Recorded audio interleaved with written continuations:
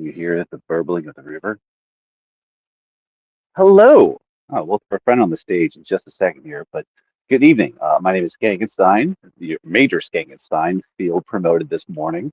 And I figured to help you all get ready for the Greater Regional Ingression Protocol, June 12th through the 14th, the most important feature, aside from your presence, is a fire for us to gather around. So I figured I would spend a little bit of time since I'm camping this weekend to give you guys a little tutorial on how to build your own campfire. And it looks like I have a co-pilot here to help me out.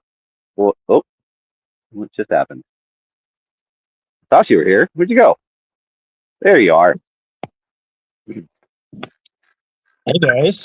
Hello. What's up? How you doing, man? Yeah, doing well. Thanks for the invite. Thanks for dropping the link. Excited Oh, about for this. sure. For So we're sure. doing As I learned working with Henry the other day, this is 1,000 times easier when I have a co-pilot to actually talk to rather than just, you know, deep in the schizophrenia that we're all induced, given by the internet. I heard that was a very successful stream. It's I again, like there's so many things like when practice, like you got to get your licks in, and I mean, in one sense, we're all streaming pros, so we have high standards, and so running your own stream and just like, oh wow, guys like McMo make this look so easy, and it is not, especially when it is all sitting on your shoulders. It's just a whole different thing. Mm-hmm. It kind of reminds me of back when I was in preacher school, the first time taking homiletics, and I was walking, and so the classes had a pre-sermons, and you were sitting there with like 15 other guys who were all trying to be the next great, Billy Graham or whatever, and just it's this tiny little room, like specially built out chapel, and just getting up out of your chair when your name is called, walking over there and turning around and discovering that like you're no longer in the same room anymore. It's a whole different arena. Like the weight of everybody's attention on you is just so palpable. It's wild. Yeah. And you're not And the same person in that room anymore, I guess. That's the whole idea, yes, right? yes, Yeah. yes. All sorts of authority and responsibility has you have assumed, and yeah, you need to be able to use it, or you'll lose the crowd very, very quickly. Yeah. Yeah. That's fascinating. Speaking of losing the crowd, so we're here to learn about building a fire. I'm excited to learn what you know about this. I mean, Yeah. I'm I am not of the political persuasion that believes in like posting your mental illnesses next to your pronouns. Some people are, and to each their own. But pyromania adjacent has been a feature of my life. I'm not sure if that's Oh, just cool. testosterone or something a little bit deeper, but um, Uh-huh. but yeah, no, I have been that like I mean, we all know fires are magical. And Absolutely. for as long as I can remember, I have done everything I can to earn the right to take responsibility for tending fires. First off, like having the right to sit close to the pit without getting your hand slapped away by parents. Uh, earning the right to like show that you can hold your own and actually like take care of yourself and not become a liability to the fire. And Mm-hmm.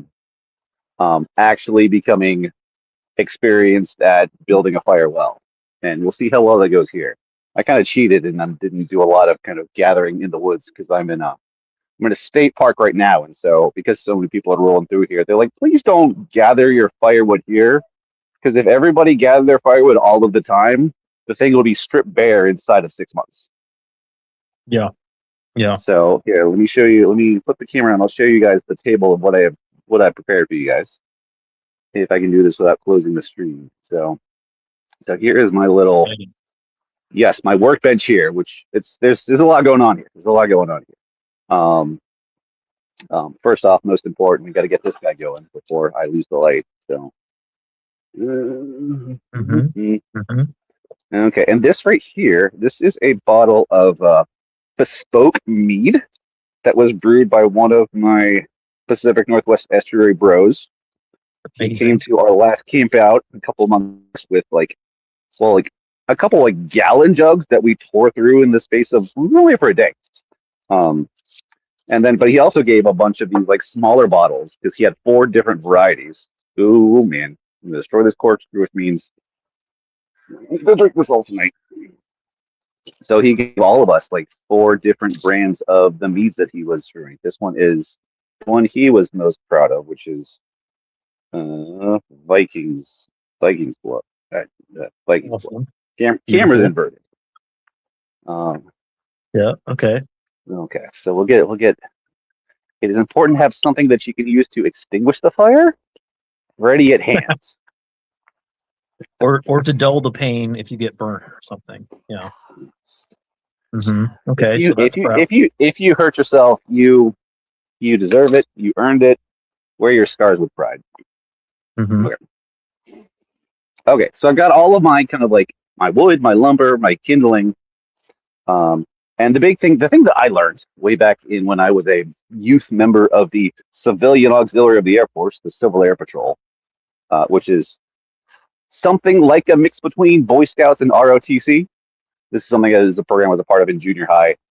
Learned a ton of great stuff. And one of the things that they were doing was they were giving like kids the first step towards becoming the kinds of people who could be called upon to serve in like a search and rescue capacity. So, like, if a hiker got lost in the woods, I was in the process of receiving training to be one of the guys who was capable of being called up as a volunteer to help find them. Amazing. And so they did a lot of things like, how to handle your own campsite in the woods. And so one of our favorite classes was always how to build a fire. And the big thing that they taught us, here, I'll flip back around for a second here. So the big thing to keep in mind at a basic level, they talked about the fire triangle. That's three components that every fire needs, otherwise it's going to be a complete and utter failure. And it is, you need heat, fuel, I'm spacing on, what's it? You need heat, fuel, I've lost my notes. Air. Air, that's the one. That's the one. And that's the one that's the hardest to manage as well. So heat, fuel, Mm. like, yes. Yes, heat, fuel, and oxygen. Um, and the important thing to remember, so your fuel, that's going to be, well, I'm going to flip back around again. Your fuel, that's going to be your wood. And with wood, absolutely, like the drier, the better. The reason you don't want wet wood is because wet wood takes a whole lot more heat to heat. And so if wood is wet, it's going to take forever for you to actually get it lit up. And so the drier, the more easy it is to combust. And I'm not going to do the fancy thing of doing like a self-starting fire. I just have a gas station Bic lighter in my pocket, which we can use to get things started. Okay. So once you have your fuel sources started, the important thing to remember is like you just need to just be prepared to be very, very patient. These things take time. The smaller, the more flammable your substance is, the easier it is to light up. And so the trick is just slowly start with super duper flammable things like toilet paper, napkins, cardboard, cardboard, tiny little sticks, and just slowly build your fire up from there. I am a little bit further away from my fire than I want to be. Now, Mhm. Skank, a lot of fire enthusiasts have a lot of Mhm. opinions, and I'm assuming many of them are valid about how to construct the logs in such a way that's efficient. Do you have any professional So, opinions on that? I mean, it depends on what you want your fire for. The Mm, big thing that's kind of locked in my mind is there's a couple main things you want to use your fire for. If you're cooking, you would probably want to, well, here, I'll use the Lincoln Logs over here for an example. Um, so if you're cooking, the big thing you want is an even fire that doesn't burn very irregularly. So you would want to take a lot of logs like this and create a sort of oh, log interesting. cabin style. Just go up and up. That gives you a flat surface that you can put your cooking pot on top of and build your fire up in the center there. And the edges would catch while the middle goes, and just it would slowly recede at a regular pace and start to give you the coals that you want to cook over. Um, Yeah. if you're say lost in the woods and trying to signal a airplane that you're here by creating a fire with a lot of smoke, I think they taught us like the star pattern, which is where they would because you want the big thing you want is a fire that's going to burn for a very very long time. So you would take like 4 or 5 logs, like this. See this little kind of like cross pattern here. Build your fire up on the top there, and just as the fire burns, you're just kind of sitting there slowly turning, just as your logs start to burn, just keep pushing them in and in and in, so you get this constant smoke billowing up. Uh, Fascinating. yeah. But most folks, I think, are probably familiar with sort of the teepee style where you build this little pyramid, which is mostly what I'm going to do today. Aside Mm. from getting like a solid, like massive base that we're going to sit the pyramid on top of. So that just kind of gets you a nice big warm fire to hang out in front of. You're not necessarily Yes. cooking with it. It's not being Yeah. put to Yeah. a particular use. Okay. Yeah. Just a Yeah. cool It'll be a fire. little bit clear. It'll be a little bit clearer once we actually like build the thing up. Mm. Um, Beginning, you'll see like one like that's the sort of thing where it's not. Yeah, it all comes to like a point in a giant like pyramid, and so like you can't really set anything on top of it. And depending on like the size of the logs that make up the different pillars in your pyramid, they're going to burn at different rates. And so those fires are fun because they always end up taking really interesting patterns as different logs start to fall over. And it's also the easiest one to keep tending because once like one log falls over, you just throw another one on at a gap and just keep the thing going. Oh, great point. Just lean it on. Yeah. Mm-hmm. Mhm. Yep. So we'll see how much of that we can get going. So let's see. Let me Let's see if you grab. can do it with one hand. Okay. This all should be. Oh, let me get some of my cardboard here. Fascinating. I hope you guys are taking notes. Well, it's all recorded, or will be recorded, so you can refer back to this at two Sure. speeds. I'm dilly dallying and taking my time. Okay. Okay. Let me set this to the side. Hopefully. Oh, I'm gonna flip this around. One facing. Not sure. Yep. Mm-hmm. Oh, that's right. I was going to do it on top of the grate so the phone can see what's going on here. So, this is, again, like so many things, this is a test run. I'm going to watch back before I Mhm. did see if I need to do this again because, oh no, an excuse to make another fire. How, oh darn. Okay, so I'm going to start Big with logs. some of my bigger logs as the bed, and we're going to Yeah. build everything up on top of that. And so I've got a little wad of toilet paper, which is, of all the things that I have, the thing that's the easiest to burn. So much so that if I were to just let it up like this, it's not going to take long for this whole thing to go up. So, yep, and we'll just get started. So usually I kind of want to wad that up a little bit so that it's a little bit more compressed and actually burns long enough to help the next layer get going. Because the thing about really, really easy kindling, it does not take very long for it to go up. And you need it to burn for a while because the thicker the fuel is, the more it needs to be heated up before it itself begins to catch. Yes.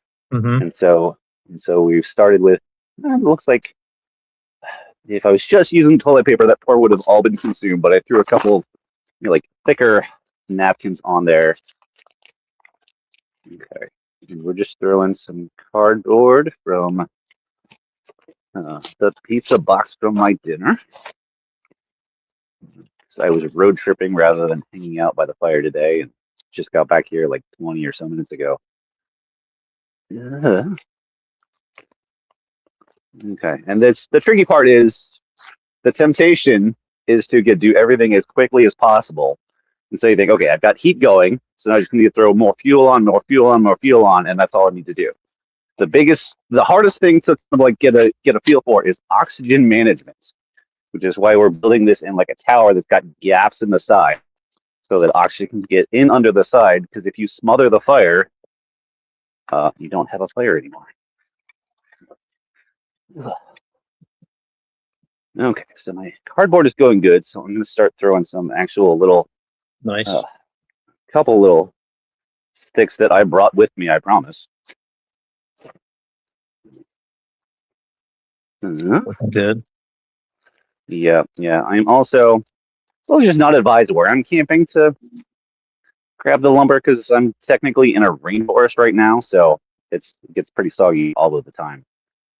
And one of these limbs here. So, okay. As you see, now that I've started putting some of the thicker logs on there, all of the kind of like the billowing flames have tamped down a little bit.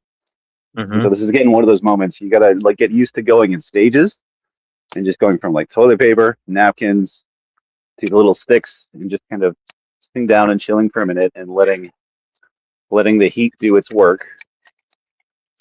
Uh, but the other advantage is once like the thick parts actually heat up to the point where they start burning themselves, it also takes a lot for them to cool down. So that's what enables you to then start throwing like the thicker pieces on. So I mean, like you can just see like the difference in density between like these things and these guys down here. It's going to take a lot to get all of my logs down here going. You could not do that with just your little thick lighter.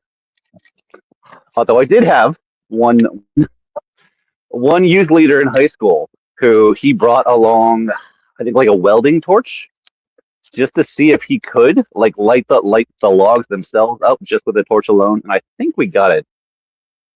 It took a stupid long amount of time where what should have been amazing, incredible like pyrotechnics was just really boring and really heavy. But I appreciate the thought at least. Oh, now I'm worried that I got a little bit too excited and Wait, just for those in the chat who didn't see okay. you light Oh, the initial fire, did you mhm. say that you used a Bic lighter? Like, do you have a Yeah, yeah. preference with that?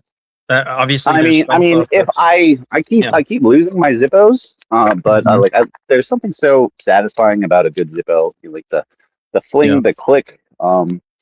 They're generally pretty windproof, so Mm. if that's something I was worried about, they're a little bit easier to handle. And then also the thing about like a gas station like Zippo lighter is you have to hold the thing down with your thumb, and the longer this runs, it's going to heat up the wheel, and eventually it will kind of like burn into your thumb if you're Yeah. trying to hold this thing open for a really long time. So if you're just like lighting a little bit of toilet paper or trying to light a pipe or something like that, that's what they're good for. But they very Mm. quickly, again, so that's a safety mechanism, I think. Okay. Yeah, I got a little bit excited trying to throw some of my like medium-sized kindling on there, so we got to let Mhm. a little bit more cardboard do their work. Mhm. So it's interesting. You did make the bed of bigger logs. Mhm. That's a neat like definitely treat me at like a 0 when it comes to fires.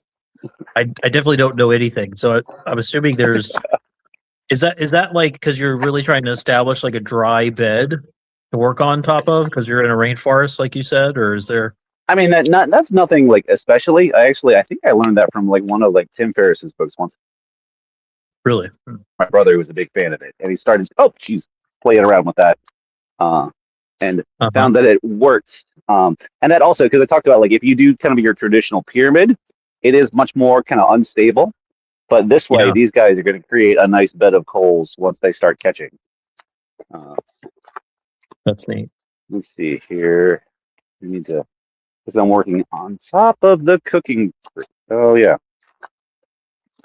I'm working on top of the cooking grate. I just need to monitor this better. Because for the sake of you viewers, I am kind of halfway in and halfway out of my fire ring, which is probably a no-no. Hmm. Here we go. In my tutorial, I'm demonstrating fire non-safety. Beautiful. Also, chat. Notice that he has a wireless mic on. Very important for streaming. So you can just set his phone Just my down and just Reiki keep Dinky on like talking. Bluetooth speaker. Yeah, it's working great. Yeah, if he's only playing in the live stream, that's the quality we're working with here. Yeah, I'm gonna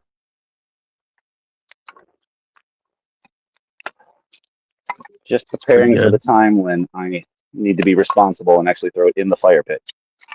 Um,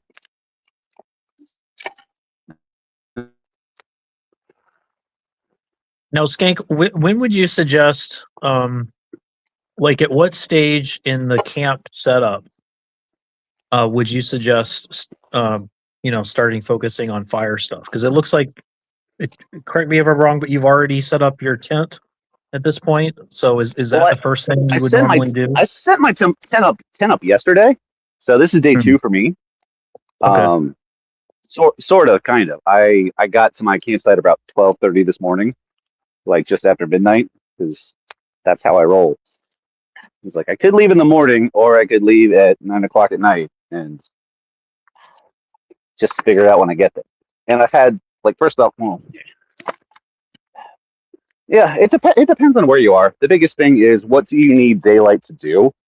Mm. And I have set this thing up in the dark so many times. And this is so I got this guy at REI, and this is just honestly like if you're like I don't have any camping gear, what do I do? This was I got this as part of like a sort of like a camping starter kit, and it's a very simple tent. It's got like you just 2 tent poles that you string up, and then a rain fly you throw over the top. It also comes with 2 sleeping bags and two air mattresses for like Wow. $200 or something like that, which is perfect. And again, like very easy to use, Good deal. really easy to air out. Yeah, it's it's not for winter camping because again, they're just looking for a decent all around. It'll get the job done. Uh, and so because of that, like yeah, no, I set this thing up at midnight. Um, with just working with my headlamp. But again, like if you just bought a new tent for yourself for this adventure, like I'd recommend like setting your tent up in your own yard once or twice before even heading out to the woods, just so Mm. you know what you're doing. So there's nothing that surprises you. Yeah. But also make sure when you set it up that all of the pieces go back in the bag, um, because so last two summers ago there was an event. I was working at an event. It was a weekly event that was just far enough away from it. It was about like 2.5 hours away, and like around like 4 or 5 o'clock. And it was located at a place where like the event would end every day, right as traffic getting back into Seattle would hit. And I didn't have anything the next day because this was sort of like my weekend for my weird work schedule. And after like a week or two, I'm like, this is awful. This is stupid. I want to take a little bit more agency in my life. And one of the things that my wonderful career lets me do is have a little bit more control over what my commute is. And so that summer, I'm like, I'm just gonna like do an awful lot of camping instead of all of this. And I probably spent what I would have burned in gas in yeah, what I would have burned in gas on in traffic on like the $20 for the state camping fee. And so I was camping like every weekend or every weekend. And in the course of that, um, I managed to at one time or another forget every single piece of my kit at least once. So I've shown up without tent poles, shown up without a rain fly, shown up without this, shown up without that. I think that's good practice too, because one of the things that forces you to do is like discover what you actually can and can't live without. Um, I typically always have my little um, uh, travel hammock in my car, and so the time that I forgot my tent poles, like, all right, I guess I'm hammock camping this time around, Hmm. which I've had some bad experience in the past. I tried to do that once during a winter camp, or a couple times during the winter camp out, and it just did not account for like how bad mountain air is on your butt when you're trying to sleep, and it was just a miserable experience. Um, That's funny. I bought a they've got these like sleeping bags for hammocks now. mhm, Like they run on the outside of the hammock, you know? Um and of course I'm speaking from Florida, but mhm. in 60-degree weather it was quite nice. But I imagine maybe that's not a sleeping bag on the outside of your hammock might not be enough in cold I mean, the thing about where I am, and it looks like we're just gonna restart this sucker because I want to get this properly in the fire pit, which means, I'm distracting you. oh no, you're good, you're good. But again, I just want to like this. Actually, this is great because I can show you guys here because we see like some of our main fuel logs have started to burn. So these guys are nice and hot. And so notice that like we've kicked all of the lighter fuel down, so it's not burning on top of them, but they're still, for lack of a better term, holding their charge. And so if I throw some of the lighter kindling, let me throw some toilet paper on there. Um, the heat from that's still kind of like, you know, the heating up we have done to the logs is gonna just get this guy. Let's see if we can get this to work. We do have questions from the chat when you're ready for Okay. them. I mean, you throw them at me. I am not able to read them, so Yolson Helper asked, "Did you forget the marshmallows?" okay, Olson. I want you to take a good look at this mug here. What do you see? What do you see in the whole like peninsular region here? Not only this, but I have been told like in the last couple of years that my beard has become iconic as part of what I do, and so the public has told me I'm not really allowed to shave dramatically. Um, and so like for me, there's a choice. Like, do I want to enjoy a squishy, gooey marshmallow treat, or do I want a relatively clean beard? And especially in the woods, when there's not always a lot of good washing opportunities, I like my beard dry. So There you yeah, go. yeah. I just yeah, I know. Maybe it's part of like my inner child dying a little bit. Is I just decided that like marshmallows ain't worth it. Yeah, that's wasted Um, water. That yeah, you gotta clean that. You know, and that's coming out of your yeah, camelback. yeah, yeah. Gilson also asks if you don't have a yard, can you practice camping under an overpass or under an Um, offroad? up, up, up, up, up, up. I don't know if you'd recommend that. I have seen it done a lot. I have also at least 3 times in my life been rerouted because some of those camps underneath overpasses have caught fire. So I Hmm. don't know. I feel like technically so, but one of the other things about going to a place like I don't have a yard. Just go to like a local park to like try out your gear. That's totally acceptable. Hmm. Um, Hmm. it'll be a little bit weird, but not super duper weird. And if nothing else, let me show you a little bit of secret. Yeah. If you have I know like hobbies that they're not like wildly unpopular, but if you do them in a slightly weird spot, they look a little bit strange.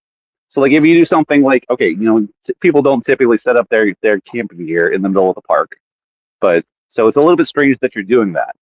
But if you do things that you like in public that are for the most part harmless and not too socially deviant, that is an invitation for other folks that like to camp to wander over and meet you and be like, hey, what's going on? What kind of tent are you working with? Stuff like that. Oh, that's cool. So, It's like meeting people at the dog park. Yeah. yes, yes, yes, yes. Hmm. Oh, good. I had that the other way. This is, I am burning the box from my last balloon delivery. And so my full legal name was on the other side there. So I almost did a little bit more self doxing than I'd prefer to do right now. Nothing It's goes like, to waste. there goes my government name. Oh, in the fire. Yeah. He Yeah. also has one comment for you. He does choose marshmallows every time that choice Hey, is offered, but he often wakes up covered in ants. So that's that's, the trade-off with see, I oh that's a little bit much. I just kind of had my cardboard going nice and well, and then I smothered it. Oh, so again, now that I'm doing this one handed, ah, yeah. yeah. Everything about this is thankfully like this is a relatively low resolution phone, so you can't see the fire the way I'm seeing it now, and I'm like, this is just an ungainly monstrosity, but it's on fire, and that's what I wanted. So. Yeah. We're seeing a nice warm orange glow, you know. Mhm. So that seems like a good fire from this resolution. Yeah, it's let's see. If you got to put us down to go two-handed, that's entirely Yeah. understandable. I mean, the core is going well enough that I don't need to get 2 hands on there. Hmm. Um, yeah, yeah, I think we're good. I guess now that we got the fire going, the other important like safety part to remember is like the two best ways to put out a fire. And usually, if you are working with a fire, it is pretty important that you have a decent supply of water. So here I got a gallon of water that's unopened at this point. In case things get really, really out of hand, I can just tear this thing open and throw it all on the fire right away. So that is, and that is again, like remember your fire pyramid where you have your fire or fires need fuel, heat, and oxygen.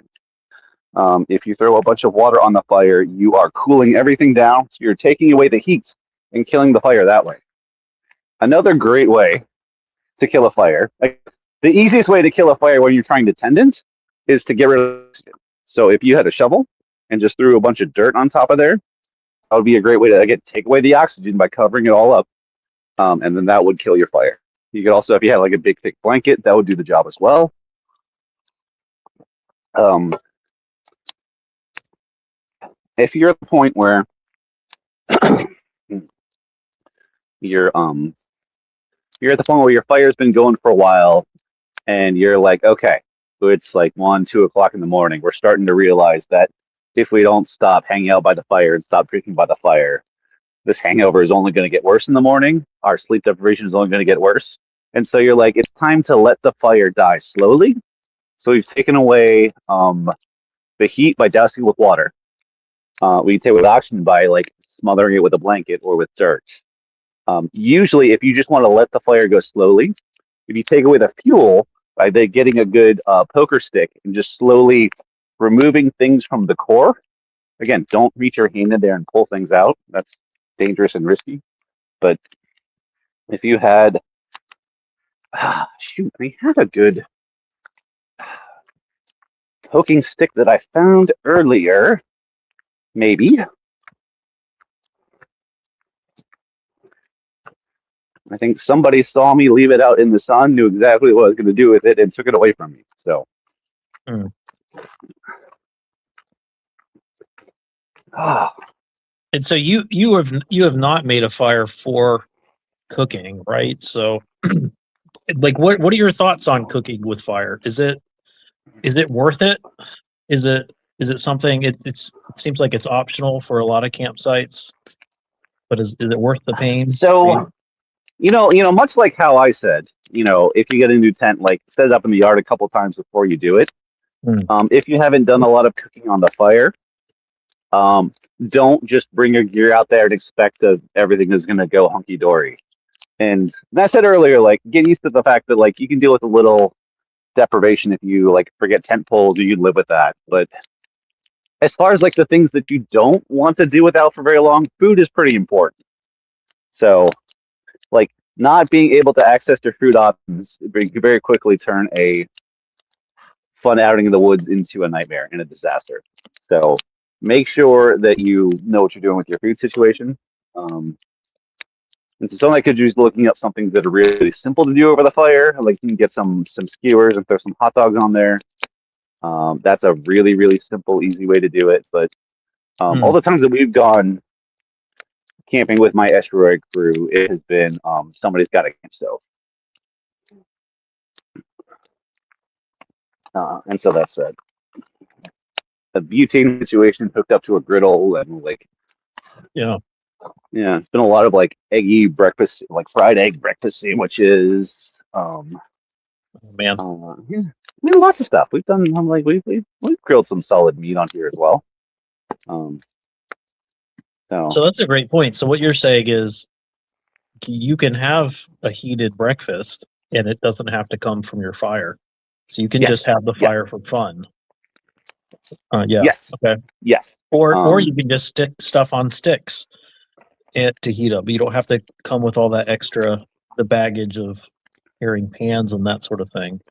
mhm, If you just plan ahead and think about what you want to stick on sticks to heat them up like hot dogs or yeah, marshmallows. yeah, Yeah. mhm, Okay. yeah. And I mean, again, the biggest thing, especially when it comes to food, is practice, practice, practice, practice. Um,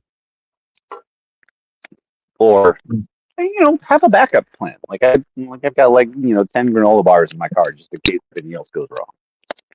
Mhm. Um, But no, but the nice thing about a camp stove is again, like, 'cause that's the sort of thing where you plug in um, typically some butane, some compressed butane into your griddle, is that also gives you a lot more control over the regularity of your cooking fire, which is something you just cannot be guaranteed with this. Um, it takes a whole lot more practice and experience to kind of get it to get really, really good at cooking in this kind of situation. You can get there, absolutely, but it's um, you just deal with the fact that all of your rules of thumb are going to be off because everything is going to take longer to cook because the fire's weird, the fire's a little irregular, um, the coals are uneven. But also, Yeah. I mean, like if you're cooking on your fire, I would assume that you wouldn't just be like throwing it over the logs unless you're doing like hot dogs or marshmallows, but instead you've got some like barbecue charcoal briquettes in there as well, Mm. which again will do a better job of giving you a more regular cook than just wood over the fire. Yeah. That's all. That's very helpful. I imagine a lot of people aren't actually very used to uneven heating situations, and if you're Mm, not, dear listener, uh, don't find out during camping. Practice yes, and plan yep. ahead and find out what that even means. Because I certainly don't know what it means, and find out if that's a problem. Given the sort of food that you want to be cooking, if Mm, it's worth even cooking the food, or if you just want a nice fire to sit around. hmm Yeah, Mm. but also, and again, cooking is born and handled by other members of the estuary beyond me, and we've gotten I don't say like pretty elaborate, but there's been some solid barbecue situations in our last couple of estuaries. We've got folks that would throw some like wings on the grate. Um, I think Nice. we've had steaks a couple of times as well. So Wow. especially when it comes to like cooking meat and stuff like that, like you can eat well out here. The biggest thing again is practice so that if you bring elaborate meat, you don't ruin it by cooking it poorly or poison yourself by undercooking it because it always takes this long uh, when you're cooking on your stove. It's a great point. Mhm. Hmm. Well, that sun looks like it's fairly down now, huh? It's yeah. Let's see here. It's getting pretty Okay. twilighty over here. We still got some. Well, Yeah. here. Let me. While I still have a little bit of light, we'll take you guys down to the river because that's well and truly okay. Oh, awesome. I'm not super duper worried, and I can still see it from where I am. So See this let me river, guys. see here. I think again, you're all on my phone right now, so I can't. Oh, remember if this is the Ho as an HOH river or the Soul Duck River. Um, but I Hmm. am right outside of the Ho rainforest, part of Olympic National Park right now. Oh, yeah. So would that put you on the west side? Yes, Yeah. yep. I am like a Cool. stone's throw away from the Pacific Ocean. Oh, lovely. It absolutely incredible. And also, like I got really fortunate. So I'm gonna state like a little like state park carve out right here. That's just like 8 campsites. And it's very minimal. There's basically like a porta potty, and that's it. Mm. And again, like I pulled up here at about midnight last night. My intention was to go to the to the actual campsite inside of the national park.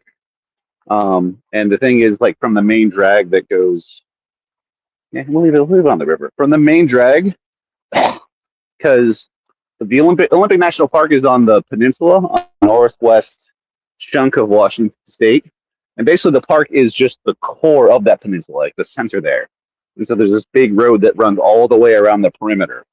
And so I drove all the way around the edge, and the river and the rainforest is kind of you got to jut into the center. And so I drove all the way around and still had, when I got to the entrance, had about 18 miles to drive into my campsite.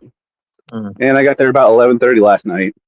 Drive 8 miles in before I discovered that, oh, the campground is full. Oh boy. Which, I mean, I took a gamble. I knew that was going to happen, or I knew that was a possibility, but it was Thursday night in April. And so I figured chances were better than even uh, that I would be fine. And Yeah, no, it turns out I was wrong, but the entire time I was like passing all these little carve outs because there's like dozens and dozens of these. Um,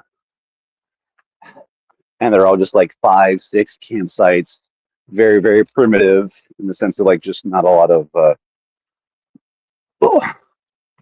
not a lot of amenities, Hmm. but which also means they're very, very cheap.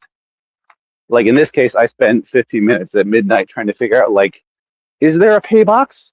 Am I going to get in trouble if I don't put any money in a bucket because I can't see anything? And so, as far as I can tell, I camped for free last night and tonight. Now, does some park do they have like websites where you can register like to book a campsite in advance? Is that something that They people can do, do? yes, yes, Yeah. they do. The thing about the campground that I got bumped out of last night um, is because the official kind of busy season hasn't started yet. So they're basically just like we operate on a first come first serve basis. So whoever gets here Mm. first gets the campsite. And I figured I was pretty safe, and then They don't found out even the do hard way. reservations right now. Hmm. Yeah, but I mean, all things considered, I mean, I got like doubly lucky, or um, in that I mean, I got to like it would have been another half an hour of driving to get to my campsite that I thought I was trying to get to. So I actually got to bed sooner than I would have. And because I'm more or less on the perimeter of the peninsula, I have much better Wi-Fi for nonsense like this than I probably would have at the campsite. Yeah, sure. Like, yeah, no, I'd halfway signed up for the PVK live stream this morning, and I kind of halfway assumed I was probably gonna have to drive into town and like sit in the parking lot of a diner for it. Hmm. So if you go to my channel, you can see campfire Wi-Fi test from last night, and that's me running a 30-second live stream to see if I can hear myself. That's great. Well, this is exciting. So people, yeah. So guys listening in, checking this out either live or later. Uh, yeah, call up your local park ranger and find out, if they do first come first serve or if they do Hmm. registration ahead of time. And Yep, yep. that's I going to can be tell you where interesting. I live, the reservation season starts mid-May, and Hmm. usually it's around Memorial Day that summer proper starts for a lot of these places. So, yeah, what I looked online said May 15th is when the first date you're allowed to register. Hmm. Uh, Yeah. um, Okay. So by June, and could you remind us again when the dates are for regional ingression? June 12th through the 14th, which Hmm. means ideally we will have fires going on the evening of June the 12th and the evening of June the 13th. And Okay. even if you're not able to like actually like reserve a campsite and camp somewhere, you can still like light a fire somewhere. Um, like Dig again, it. like some fires are better than others, but any fire is better than no fire. And even if you're just going like pure hobo and like doing this in like a college or local park, that's fine too. Assuming you're not there after dark and the cops kick you out, you know. But and I mean, Hmm. lots of people have little fire pits they can put in their yards if they have yards. Um, shoot, I gave one of those like sit on your deck a fire braziers for my mother on Mother's Day a couple years back. She absolutely loved it and used it so much. Because again, it's just like stick it in the middle of your patio furniture. It's big Yeah. enough. You keep the fire small enough. It's well contained. It's not going to light the deck on fire. It's beautiful. Yeah, those are really hot right now. Um, and that's not me trying to be punny. Mm. Everybody's got them, it seems, and they seem very efficient and yeah, nice for your patio. Again, any fire is better than no fire, as long as proper safety precautions and stuff like that. Okay, well that's an encouragement, guys. So if you can't make it out to a campsite, you can still participate about lighting those fires. That's gonna be fun. The fire It's, the fire will be rising well, there we go. You June got 12th the and nice glow 14th. here going. I There like you go. again like it's really easy to come up with a lot of reasons why you shouldn't do this, Uh-huh. and it's not that complicated. It's not that complicated. Um, yeah, finding a spot to light a fire. If you need some encouragement, help, logistics, stuff like that, that's what I'm here for. Like, send me an email, this little zine, chase me down on this Discord, yell at me on Twitter. But like, it's yeah, part of the reason I'm out here is just like for those guys who it's been a while since Boy Scouts and you forgot some of the steps. Mhm. And again, I kind of forgot some of the steps too. I was kind of fumbling my way through here because I haven't done a lot of camping this year. And typically, I work weekends, so I am usually late to the estuary campouts, and so the fire's going by the time I get there. So, but Fantastic. We've got a lot of time to practice, like you said, between now and June 12th, which is encouraging. Okay. Well, wonderful. Well, I'm going to bow out now. Thank you for okay, letting I me mean, co-host for you. This has been great. This has been absolutely. an enlightening experience. Thank you for popping in. I really appreciate Yes. it. All right. You Yeah, guys and let's have a see. good night. All right, have a good night. I mean, my fire's gonna be going for a little bit, so I'll probably just turn this on, and we'll just do a little bit of mood. Let's shift my orientation. Hmm.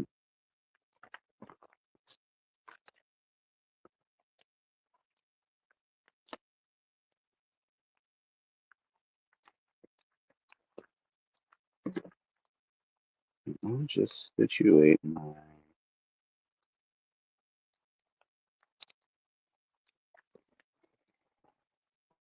Oh, my gosh.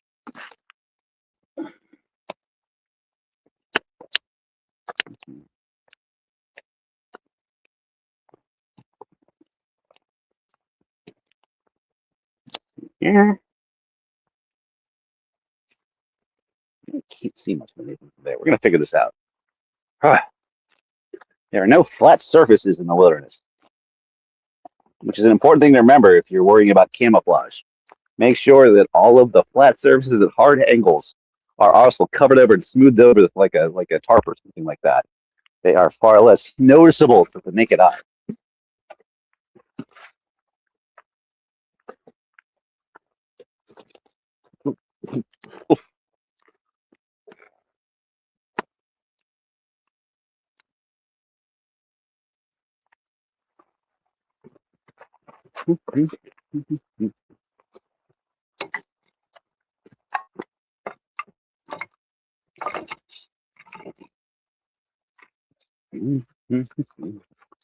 Not to keep us from.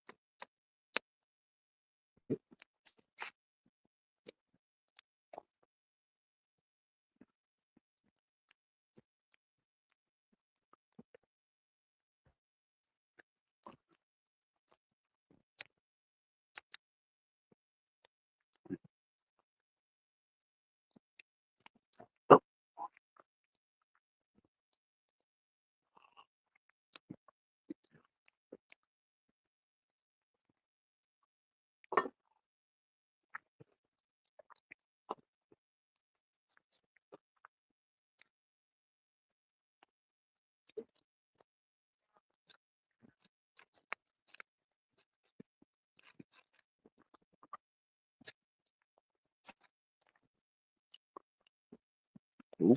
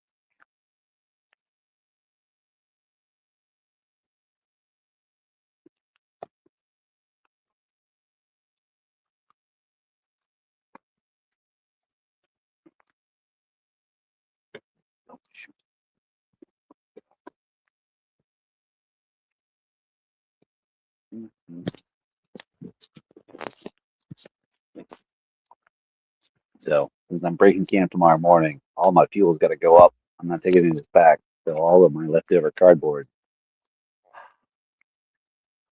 that I don't need to start a fire needs to get consumed.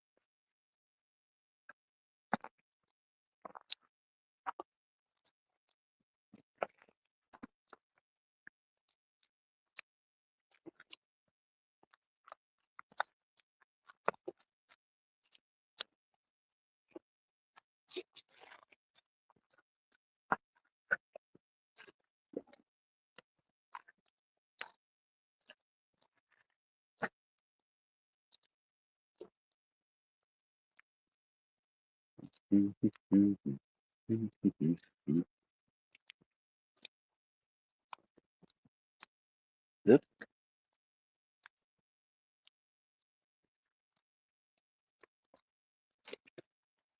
yep.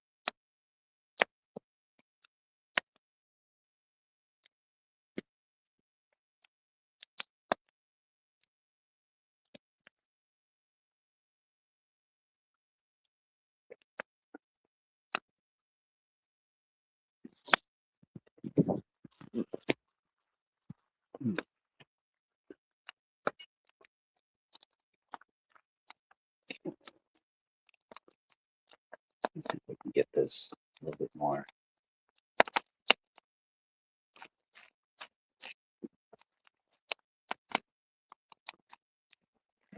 Got one big. Oh, jeez. Fire hot, guys. Fire hot.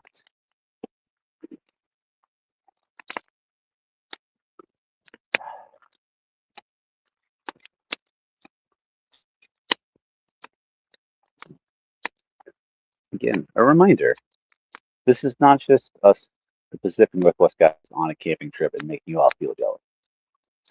The thing about being, again, more than virtually not alone, is that if we all light our own campfires at different parts around the world at the same time, we are, despite our geographical differences, communing with each other and doing it in a much more primitive way than through the means of the internet.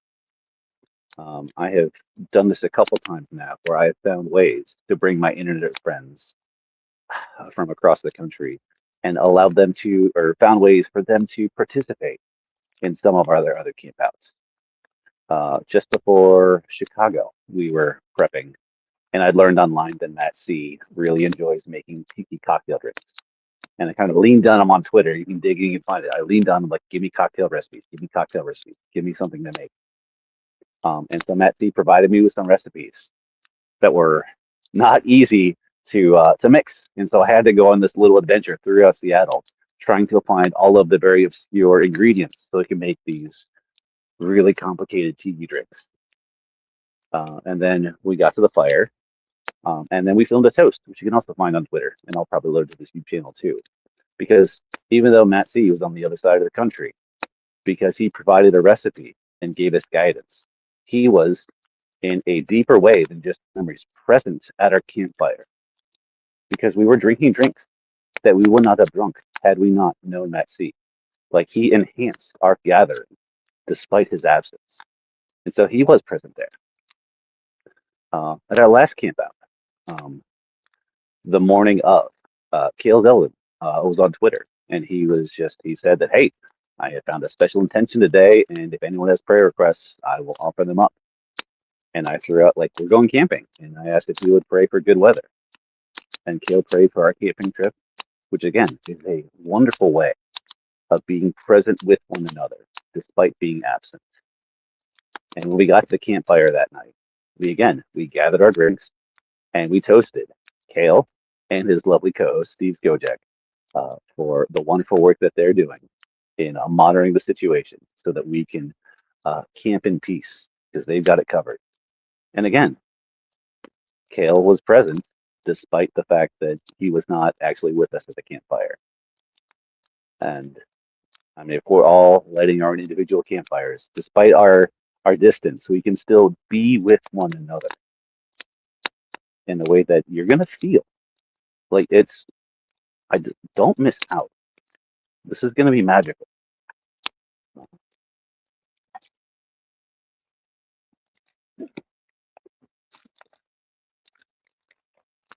Ouch.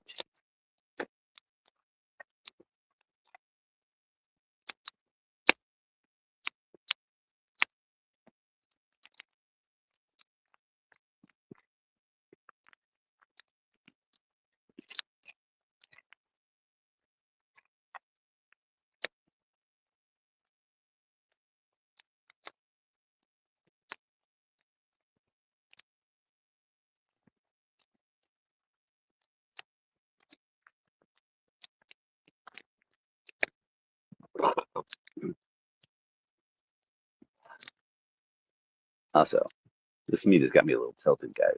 Feeling good.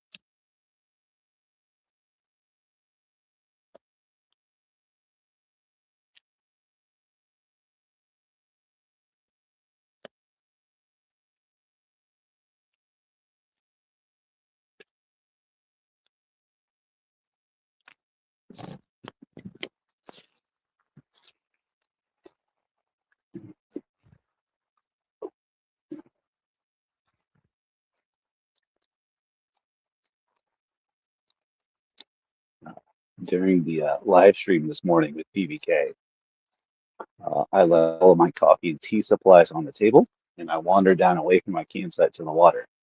And when I came back, everything was as it was, except that my box full of tea bags had been thrown onto the ground, and I found one. Can't quite see it because dark and whatnot. Yeah. No, let me throw the headlamp on here. One of the tea bags was torn torn in half on the ground, like you can see right there. And my best guess is that some bird, while I was away from the campsite, had flown down, knocked the tea bags off, and tried to attack the tea bag like it's birdseed. Um, so I picked up the rest of the tea, threw it back in the pile, and I'm about to brew some of that tea. Hopefully, I don't get bird flu and crap gets out of the woods. I'll report back in the morning, let you know how it goes.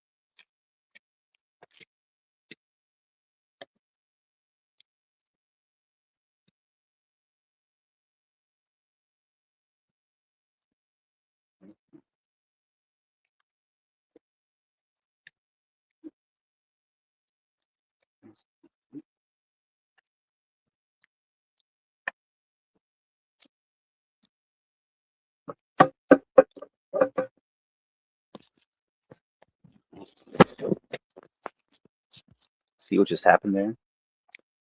The tops of the logs were all nice and charred and seared, but when you turn and flip them over, um, the less burned parts have a chance to catch again, and then the fire kind of kicks up again.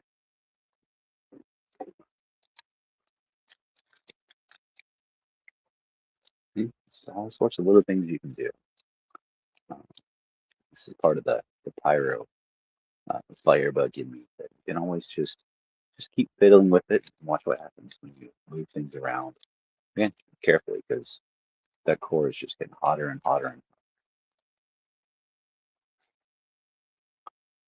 and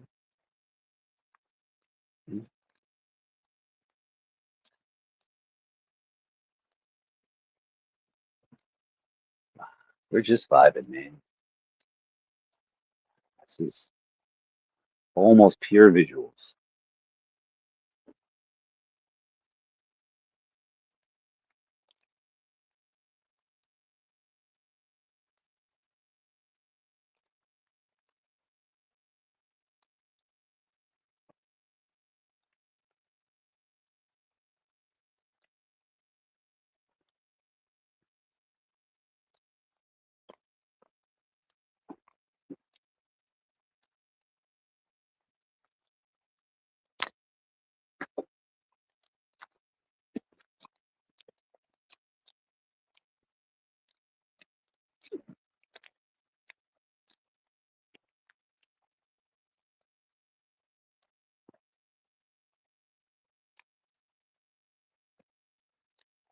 Oh, smoke in my face. Smoke in my face.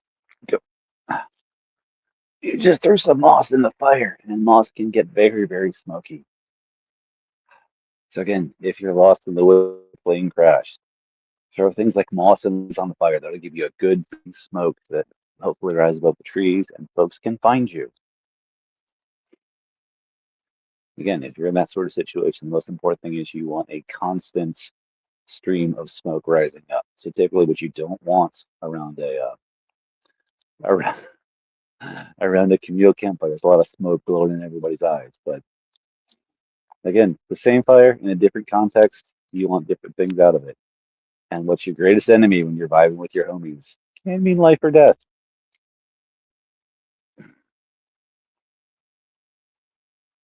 Yes, sir. Pine cones.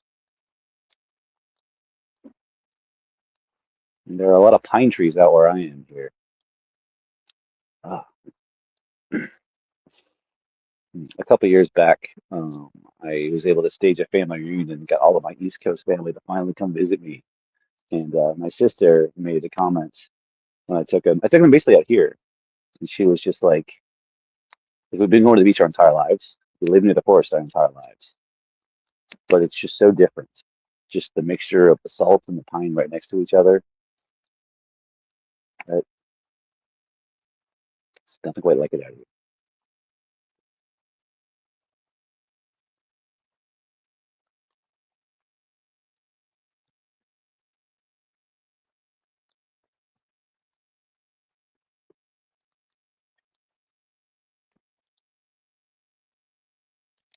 Oh, shoot.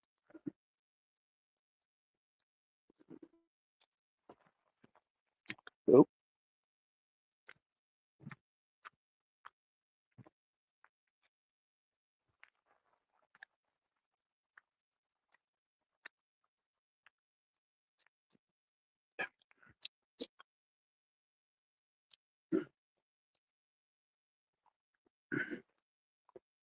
Hmm. Oh, I believe it. I, hmm. Oh, I believe it. I went down to the national park in South Carolina, which again is so, I mean, close to that kind of like region. So a lot of similarities, and they have a lot of really unique uh, trees that grow in a swamp there. Shoot, oh, gosh, don't mind me. I'm just teabagging my fire.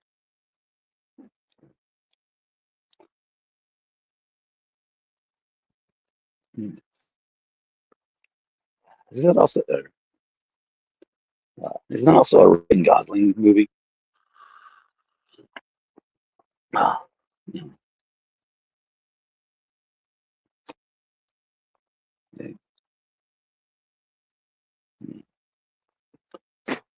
We'll get there. We'll get there. Grift hard. Grift hard.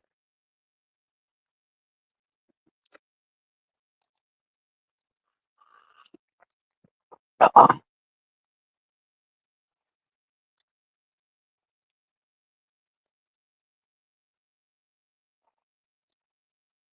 That might be the one where he met his wife. Maybe.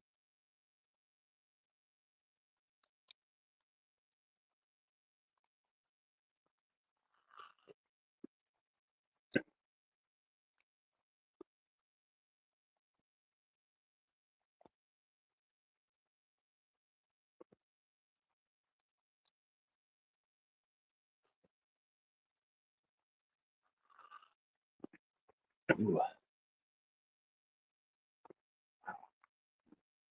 What's the best way to get Noah rich, though? Should we get him to stop killing an AI and just completely give himself over to a beast so he can vibe code his way into bajillions? Would Noah still be Noah then? That's the question.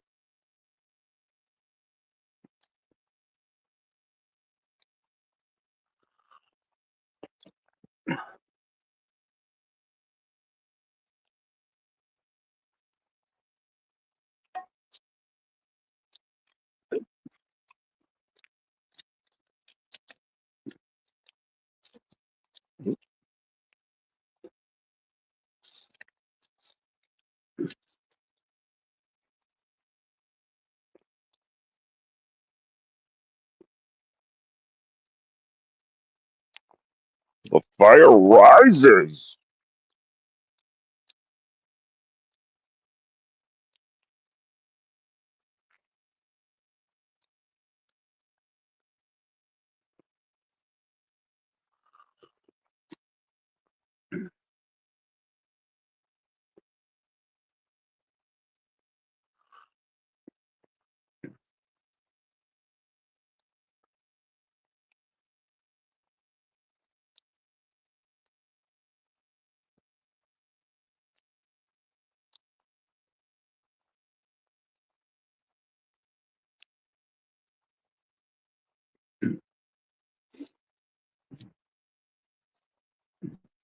Oh, and we are always accepting new entries for the TLC Campfire Sing Along songbook.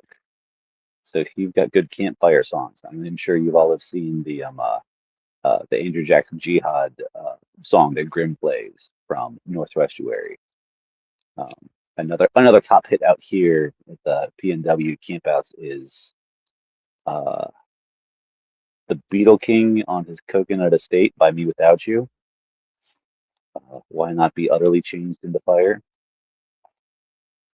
And of course, I'm always on the lookout for new sea shanties.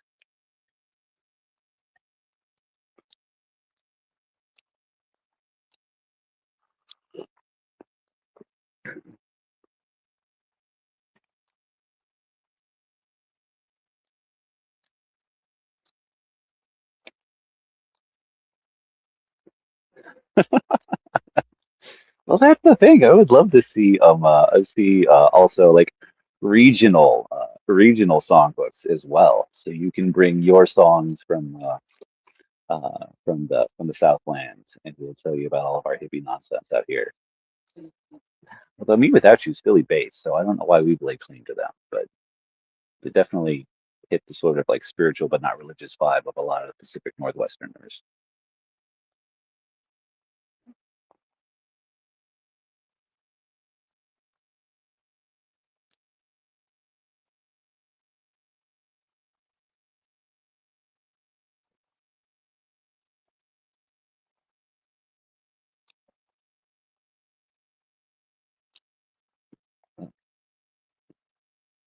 Mm.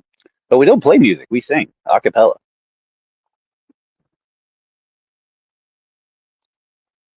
I was I was thinking all day because I knew I was going to do this of whether or not I was going to sing something for you guys. And I have a couple that aren't quite. I don't know the words well enough to stumble through in the nervousness of doing this unlock. But I know you keep badgering make fires, you'll probably hear it because honestly, I never thought I would ever sing anything in public until I started keeping with the bros out here, and it's something we look forward to.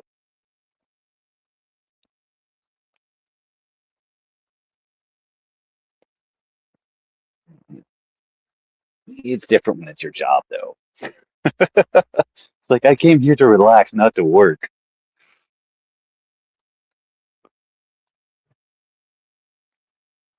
Oh yeah, oh absolutely. That's one of the things I was thinking of was the whole Tallahassee album, which is great. Um, so also thinking of from The Life of the World to Come, two songs in particular that I really love are Genesis 3:23 and Romans 10:9. Hmm. Hmm.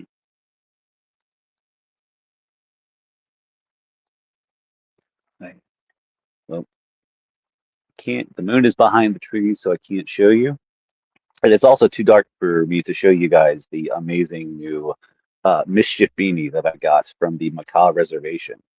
There was a toque, a head beanie with a raven against the moon design. And when I saw both those figures, I knew I needed to add that to my collection. There's just no question about it.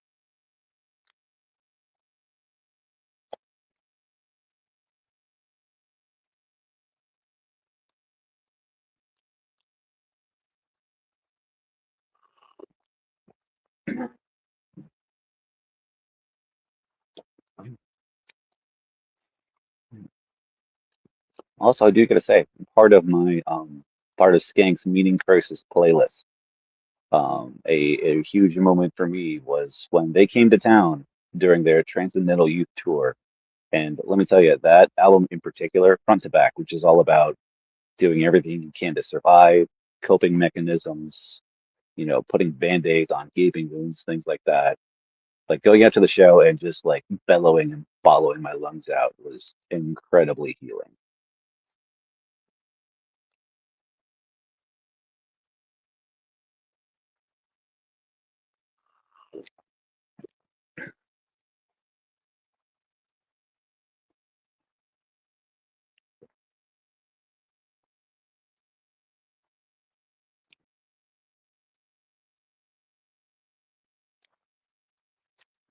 Let's see, keep this up a little bit more.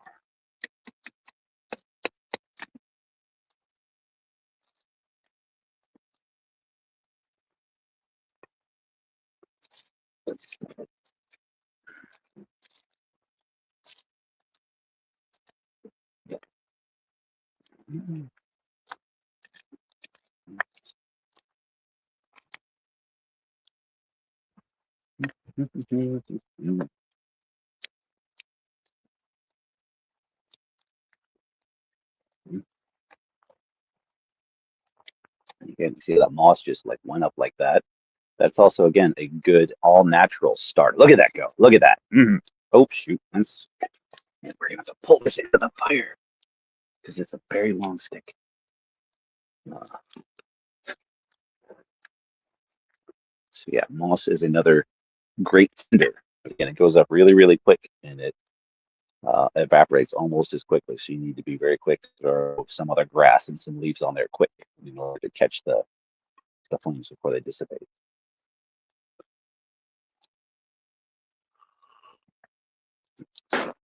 And we got some twigs in our tea. Gross.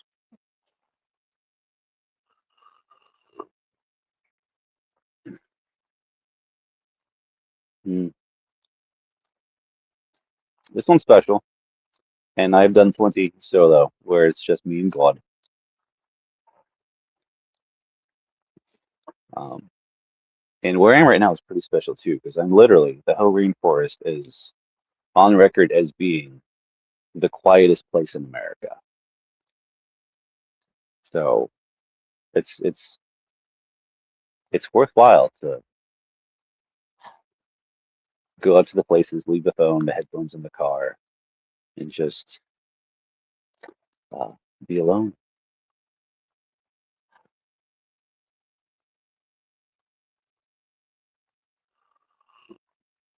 No.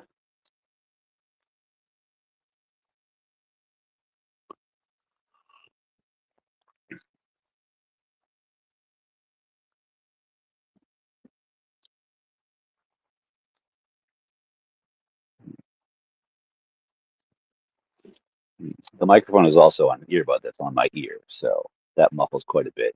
Can you hear the burbling of the river behind me? Uh, but also there are no birds, and had a couple of bugs, running with a couple of bugs, but not much tonight.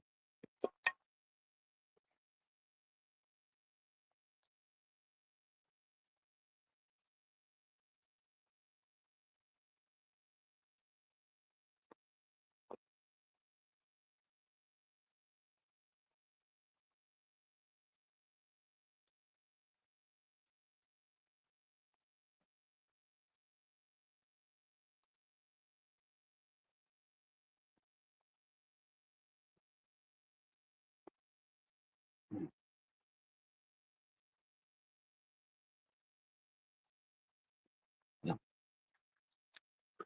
last bit of lumber there. My pokey stick.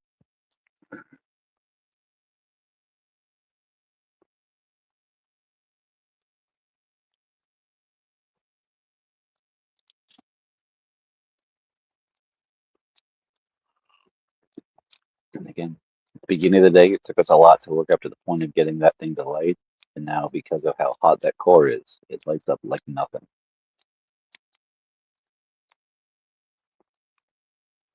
Ugh.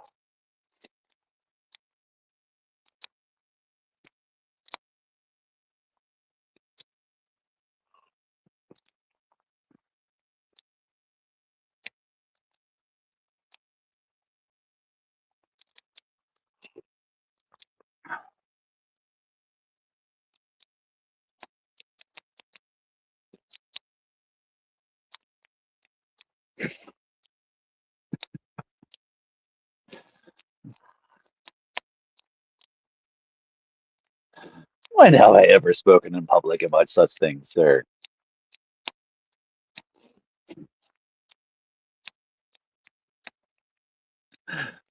But I did make it a comment in private that a lot of the divisions within Christendom might be down to uh, different sections of the body of Christ deciding to thoughtlessly, uncritically obey certain portions of Scripture that other folks seem to be living out. In my case, I've been, deeply impacted by the Anabaptists, the Mennonites, who are kind of smart on the mountain Mathalists, who they're like, wait, what if he was like serious when he seems to be speaking with authority as someone who expected to be obeyed, and we stopped kind of weaseling away around the things and just did what he told us to do, despite the fact that it's really, really hard. Um, and then when you start to do that, everybody else who is accommodating those radical words to the culture they built looks at you like a crazy person who needs to be institutionalized or put down in some way. Um, but yeah, there's a certain Anabaptists are like, yeah, no, we just seemed to think he was pretty serious when he said what he said in the Sermon on the Mount. And some of our charismatic friends are like, yeah, no, when he said like just ask for stuff and expect that your good father who likes to give his children gifts will give it to you. Like, don't try to explain it away. I mean, don't hamstring your prayers before you even start. Like, we can do this sort of self-protective thing where, in order to protect ourselves from being told no, we just don't ask for anything that would disappoint us if we said no, if he said no to us. So we adopt this posture that, well, no, prayer is really about like a change of an internal state. And if I wanted that, I would become a Buddhist, damn it. I don't want to be a Buddhist.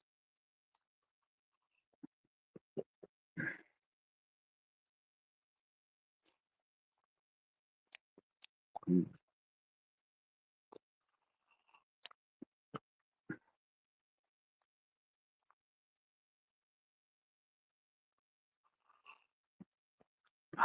Mm. I may be out in the woods, but I'm also on the internet right now. The author is dead. Context is dead. Cancel me now. Do your worst.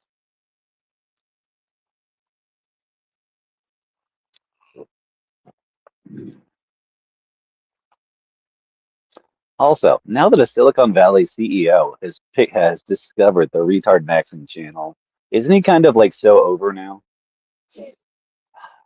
Now that he's going to be like monetized and arbitraged and all that nonsense.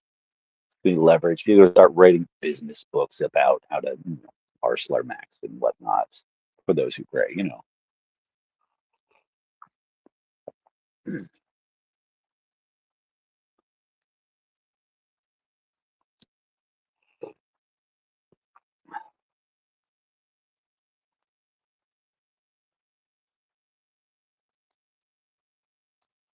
Think it was Andreessen who found him, the same guy who blew up for talking about how he is trying to stifle his inner monologue and deaden his soul or whatever. He's like, yeah, no, I don't actually think about things. I don't critically reflect. Um, saying like, I don't know, philosophy and internal reflection is fake and gray and a waste of time.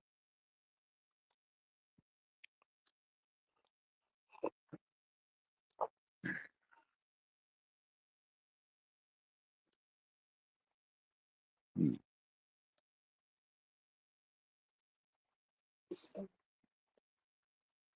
Of course, then he says like, yeah, no, great men don't think and don't self-reflect, and people just start throwing like, well, Marcus Aurelius the Stoic, George Washington in his journals, Abraham Lincoln, goodness gracious, all of them.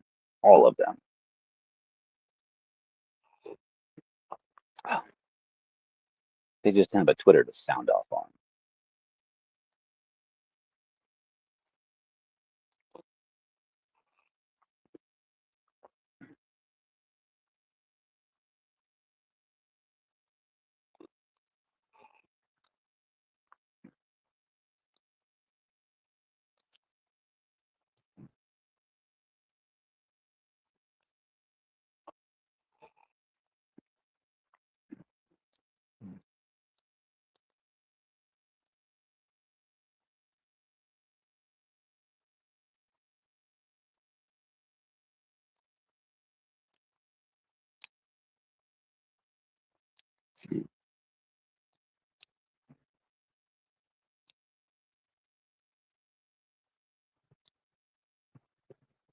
I mean, he was also speaking on a podcast. You can talk about how you don't self-reflect all you like, but if you're on a podcast, you're opining in a self-reflective way. Get out of town.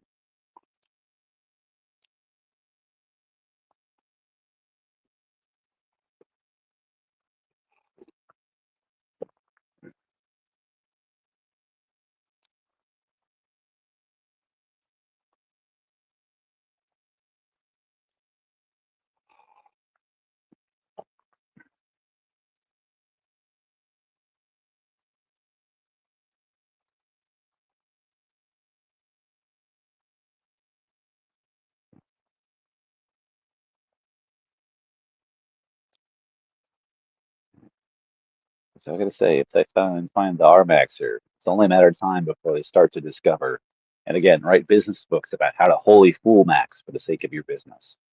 If you think it's not coming, hey, you know, think about capitalism's enclosure of everything. Ugh.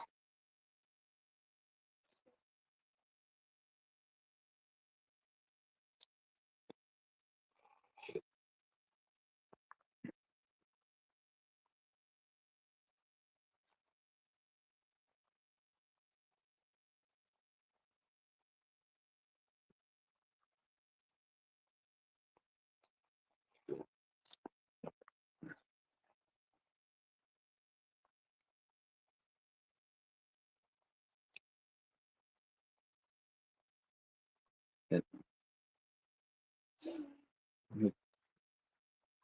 Try to get at this a couple of times. There's a certain sort of like Wu Wei trying not to try us to a holy fool.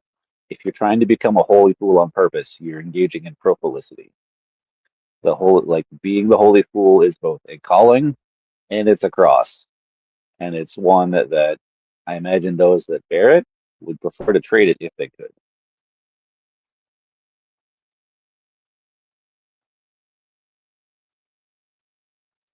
Yeah, when you read about holy fools, you should think Paul's thorn in the flesh. I don't think it's quite the same thing, but they're kissing cousins.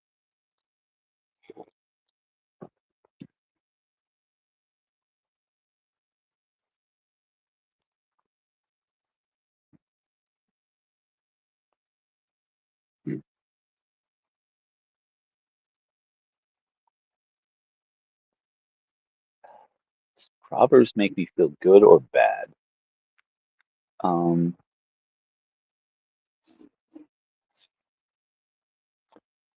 I have started to approach it in a way that I think can kind of like open up to us like a different level of like depth and appreciation. Like I've started to both try and approach it as something, and it's probably gonna make you all roll your eyes, but uh, treating its reflection of wisdom as a different form of like a different like, enculturated form of philosophy. And I'm a moral theology guy, like deep, deep, deep down. So like trying to look at sort of how Proverbs construes the moral life. Um, and for me, I think Proverbs is important because it lays a lot of kind of like low resolution ideals, and ideals are good. You should have ideals. If you don't have ideals that you struggle to measure up to, you are not ambitious enough. Um, and so high ideals should feel you should feel good that you have them if they're based in the truth, and they should judge you. Um, and part of that, I think, is just learning to have as much patience with yourself as God has with you.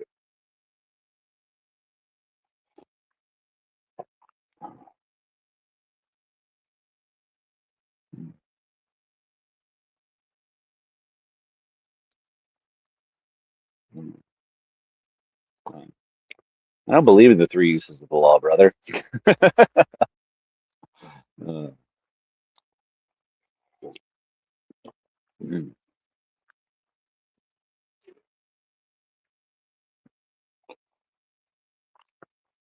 yeah, that's a scholarly imposition that is foreign to the text. Because again, it's one of those in a more abstracted, early modernity type of approach where they're trying to like carve things out and they're trying to classify the different styles of laws.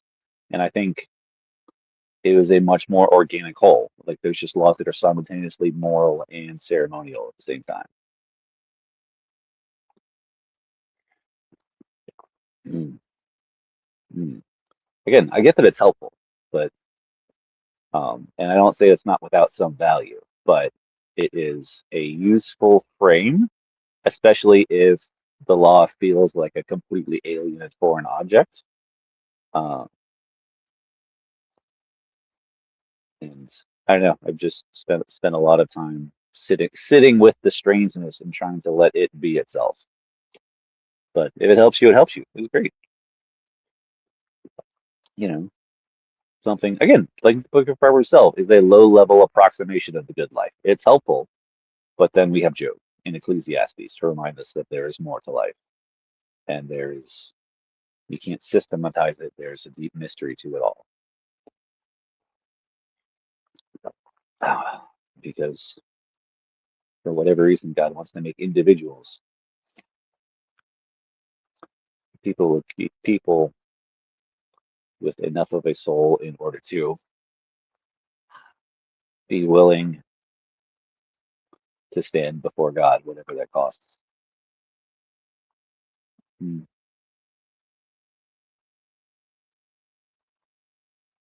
mm. Oh,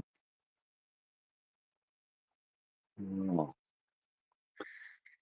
You hello. started you started saying things I disagreed with, so I had to come on. You Oh lured me. man. You lured me on. Oh, rage baited. You rage baited me, bro. Oh, oh, debate me, bro. Yeah, I'm gonna Look at the fire dies and with it goes the kumbaya. I'm About gonna ready to just throw down. yeah, I'm gonna destroy you with facts and What no, are your metaphysics, brah? Come on. tired. But No. I do think that this is valuable because I've Mm, been basically most of my adult life, whenever I remember to, almost like reading my horoscope just as a practice. hmm I well, the day of the month, so if it's what was today? I didn't do it today, but today's the 25th. So you can, you read the 25th proverb. Oh, okay. Oh, okay. And so I've done that as a practice on and off since I was like a teenager, basically. Hmm. And it's super I mean, interesting. you do have the added bonus that your reading in lieu of a horoscope is true. Well, yeah, exactly, exactly. Yeah. But it's just kind of fun, and it's interesting to see how Mm-hmm. God uses a silly little thing like that to, like, you know, convict me, or to Mm-hmm. bring to mind that kind of contradiction of, like, I'm really not trying to, but it's just kind of crazy that it's, you know, such and such date, and this is the proverb I read Mm-hmm. morning, and now it's kind of like, that stuff is just weird. But that just happens whenever you read the Bible, period. So that's not like a really make much of the date being kind of important or anything. But because a lot of times Yeah, yeah. I'll read like two or three on a day, and I'll be thinking Mm-hmm. about the one that's for like 2 days from now. You know, and one Trying to one, predict one the future. yeah, one might be tempted to think that but no, I don't think that that's really going on. But so Oh, yeah, jeez. the thing I disagreed with is I don't think you're giving Proverbs enough due.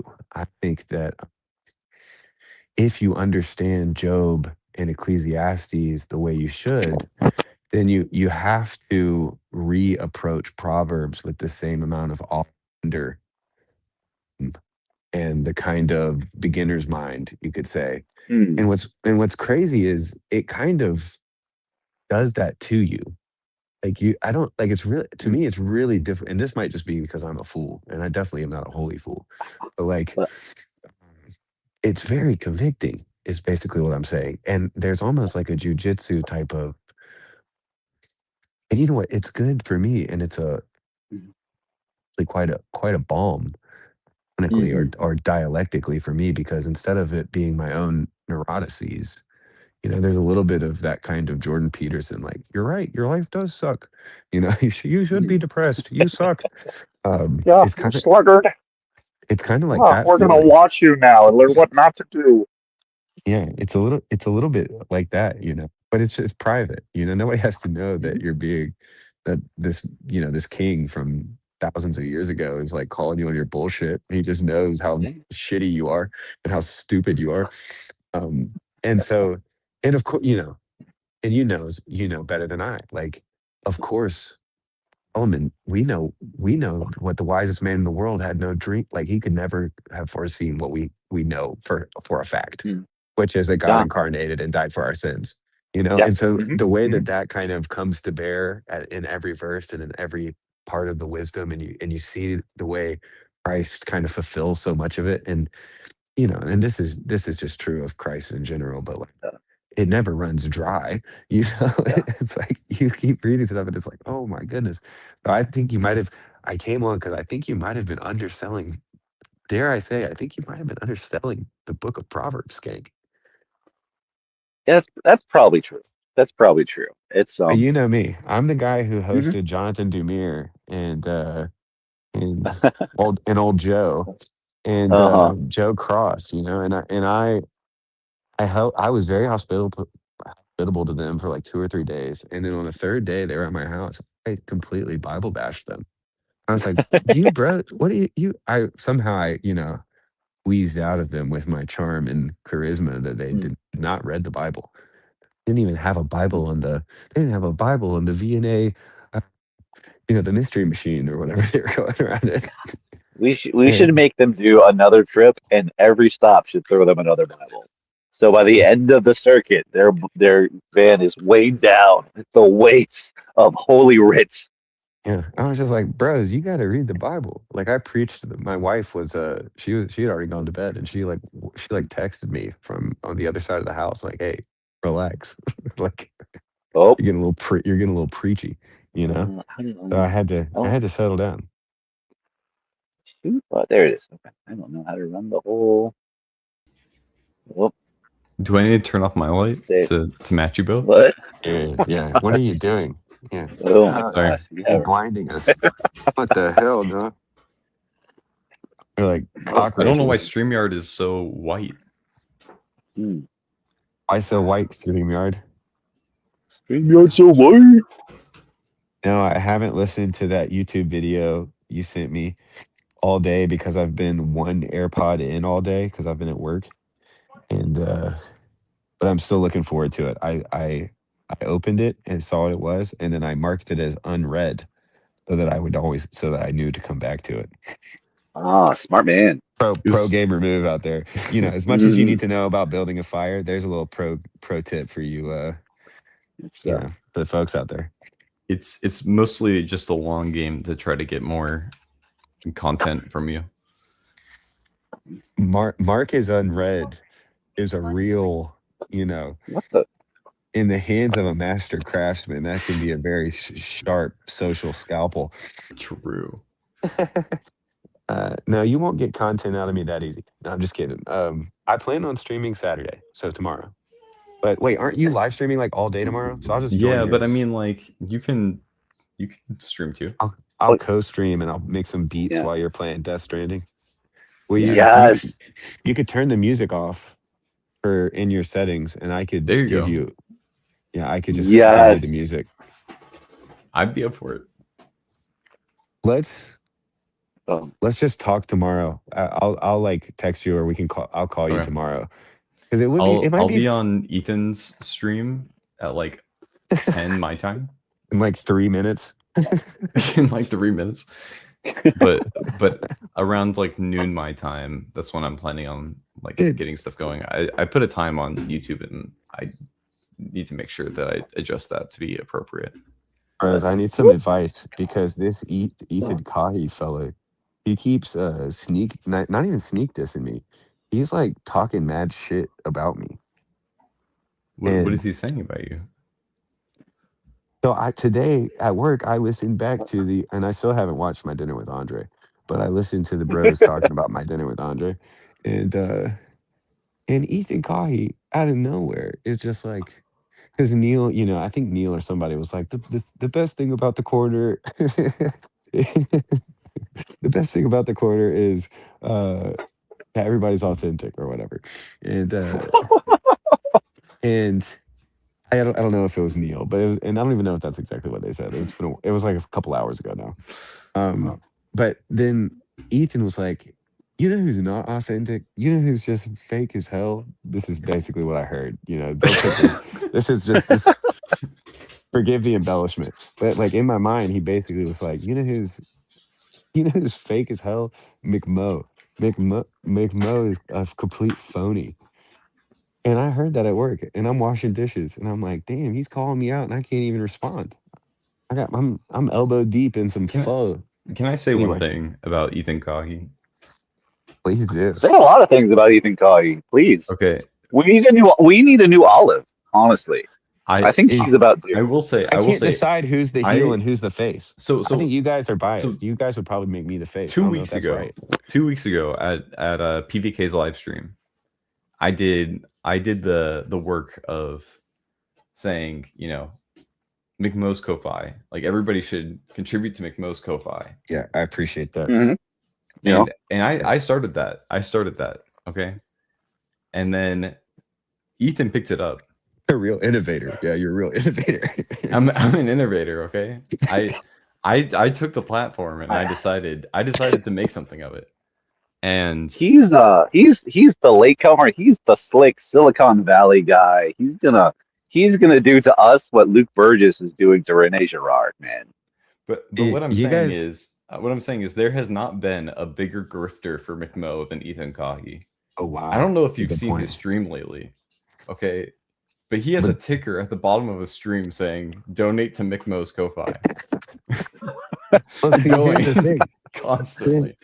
Here's the thing. It is so great because, but I think you guys are missing.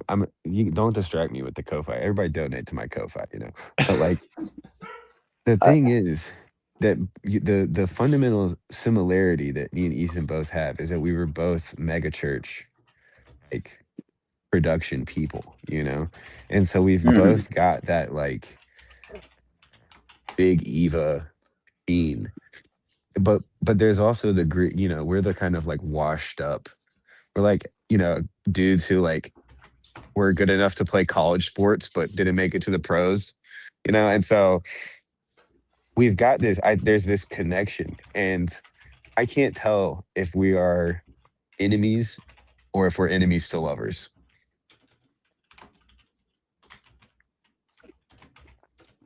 I so guess that's we'll why I just have think to tune into the Mo stream and find out.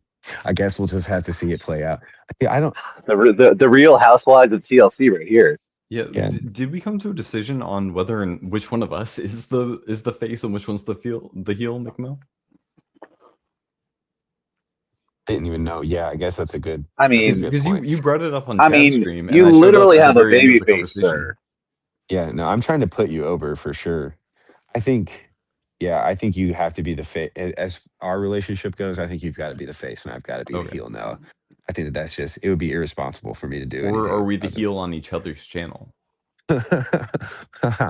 I'm never going to say, I follow the orders of the president, sir.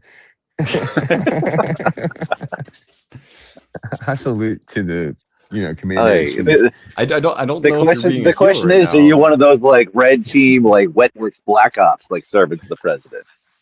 You gonna I Controlled took my opposition. play the role of heel in Soviet Russia in order to save the world from nuclear destruction? guys. I took my oath very seriously. I don't know what's going on right now. Like, It always comes back to Kojima, man. Always. when I took this role, I made an oath to Noah's Constitution. I still have to write that, by the way. Yeah, I mean, that's how hot committed I am. I swore on the oath of a You Constitution did the I haven't chess seen pre yet. moves with mine.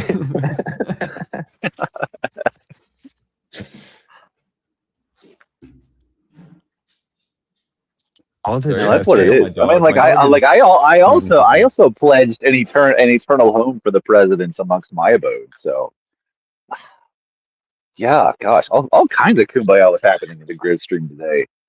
I missed the Grizz stream. I gotta. Yeah, what happened? You got promoted. I heard that on PVK stream. I still have to go. I'm behind on Grim Grizz. I Forgive me. Forgive me. I mean, it was all in the hive mind, and I'm not sure if That's the thing. any The of hive it. mind doesn't show up immediately. You have to. And then sometimes the hive Yeah. mind, when you're watching it back, it glitches. It's not as. It works better live. Believe it or not. Sorry to all you folks who are asleep right now. Okay. Yeah. Sorry about that. My dog is a raccoon in a dog's body. No need to brag. Oh, speaking of raccoons in different bodies, there was a freaking giant the black bears are out, boys. There was a giant black bear that tried to creep up on our trash can while we just got home. The car was still hot. This big old boy came lumbering down the road thinking he was gonna get a bite of our. Mm. No. Oh, dude, well, almost not ran into, but came across a herd of elk about midnight last night. So telling Elks Matt might C the as well be beginning was. dragons. Oh my gosh, dude. I've no First, I'm time like, for. am I I finally know they're seeing a massive. moose? They're monsters. And the thing is, like, so I was driving to the campsite I thought I was going to camp at was full, but they couldn't tell you that on the internet. And I got there at midnight, and so I got to the sign that says campground full. I'm like, crap. And so I turned around because I was about 10 miles into the interior of this peninsula. And as I turn around, there's literally like 15 elk crossing the road that I was just driving on. I'm like, what the? Yeah, we have way too much wildlife here. But I mean, we probably should plan something for Mount Mitchell. Thing is I'm worried that I might be called upon to be some sort of leader in that situation. And I'd really rather not. And I'd really rather not go camping, but I know you nerds love it so much. But there's such great We camp. don't have to camp. It's just really easy out here. Like again, like I got turned away at my campsite at midnight and found another one inside of 10 minutes. No, I They're mean, everywhere. bro, I'm in Camp Central. It doesn't matter. I'm an inside. Even Goldilocks's bears lived inside. There even a bear, even certain bears come to their senses. But I'm sure the black bear I saw tonight would want to come in. But why did I bring that up? Oh yeah, because black bears are basically just giant raccoons, like Noah's dog. They're just like massive trash goblins, and they just wander around. And black bears, like they don't. They have no predators except for people and like cars. They don't want to get hit by cars. and they don't really want to mess with people, but also they're like some people are nice to them and feed them, so they kind of like play it by ear. Oh. Yeah, it's horrible. So you got to be a scary human to get this black bear to leave your yard, leave your trash cans alone. I have to ratchet strap my dumpster down. Can you believe that? Um, And I absolutely do. oh yeah, that's why I brought it up. Because if we did camp here, oh, see, if I camped where you are, Skate, I would be scared of like elks coming around. And like, also, don't you guys have scary bears up there? Not Scary berries? not where we are. They have been talking about reintroducing grizzlies into the North Cascades, which, oh my gosh, we get to drive through on our way to Ingression Protocol. So, Noah, I hope you are planning to drive through the North Cascades on your way to Lake Alta because it's an incredible drive. I don't know if you've done the Cascades drive yet, but it's amazing. I'm looking forward to it. It's so good. It's so good. I think it's still closed right now in the middle of the road, so you can go all the way through. But Hey man, do I'm yourself a hoping. favor and drive the speed limit, Mhm. more time with the views. Yeah.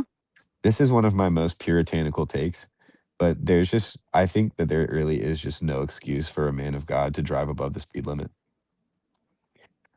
I will give a couple caveats with Okay, John Mark Comer. Second. one What? one caveat would be just generally being late to something. So here's the thing. This is like also a conclusion I came to during my heady Anabaptist days because it's all about the thing is because we talk all the time about like when it's okay to defy the government, and the problem Right. is defiance to the government only works if you are conspicuously compliant in all other times where submission is a reasonable expectation imposed upon you. So Well, yeah, that's anarchists why or Christian anarchists should drive the speed limit. I actually flirt with the minimum on highways. When I see that minimum 40, I'm like, oh, say less. No, like literally say less. No, I'm just joking. Mm. I've thought about this so much because my dad, he just drives the speed limit because he hates the anxiety of like rushing and the danger and just like stress of it. He doesn't find it fun to go faster necessarily. Although I do Mm. say that he's so geeked because he's going to a hot rod show in Charlotte this weekend. Um, he's like he's like, I know you can't afford to come over this way, but man, it's gonna be fun. Uh, he like I feel he like has like a that's religious that's the kind of experience. hobby you should encourage your dad in. That's I did. yeah. I did. I was like, Dad, send me videos. That is awesome. He like just retired too, so he's like, it's You a whole should new world for him. you should send him Matthew Crawford's books, Shop Classes, Soulcraft, and Why We Drive. They're great. He would probably be like, Yeah. "What's this frou stuff you're giving me? I barely No, no, understood. no. He's like he's I like barely like understood that Arist Kierkegaard." like I mean this is a lot easier. This is Aristotelian sort of like moral philosophy applied to he, like the crafts and the trades. he And probably would in like like his that. middle book, you're reading through this and you're just like, this guy's gonna convert. He doesn't know it yet, but he is 70% there. And yeah, Yeah. he's Catholic now. Definitely not going to give my dad a book that's going to make him turn Catholic. That would be the last thing I Oh, want. that's true. That's true. Aristotle is a gateway drug for the semiotics bros. Yeah.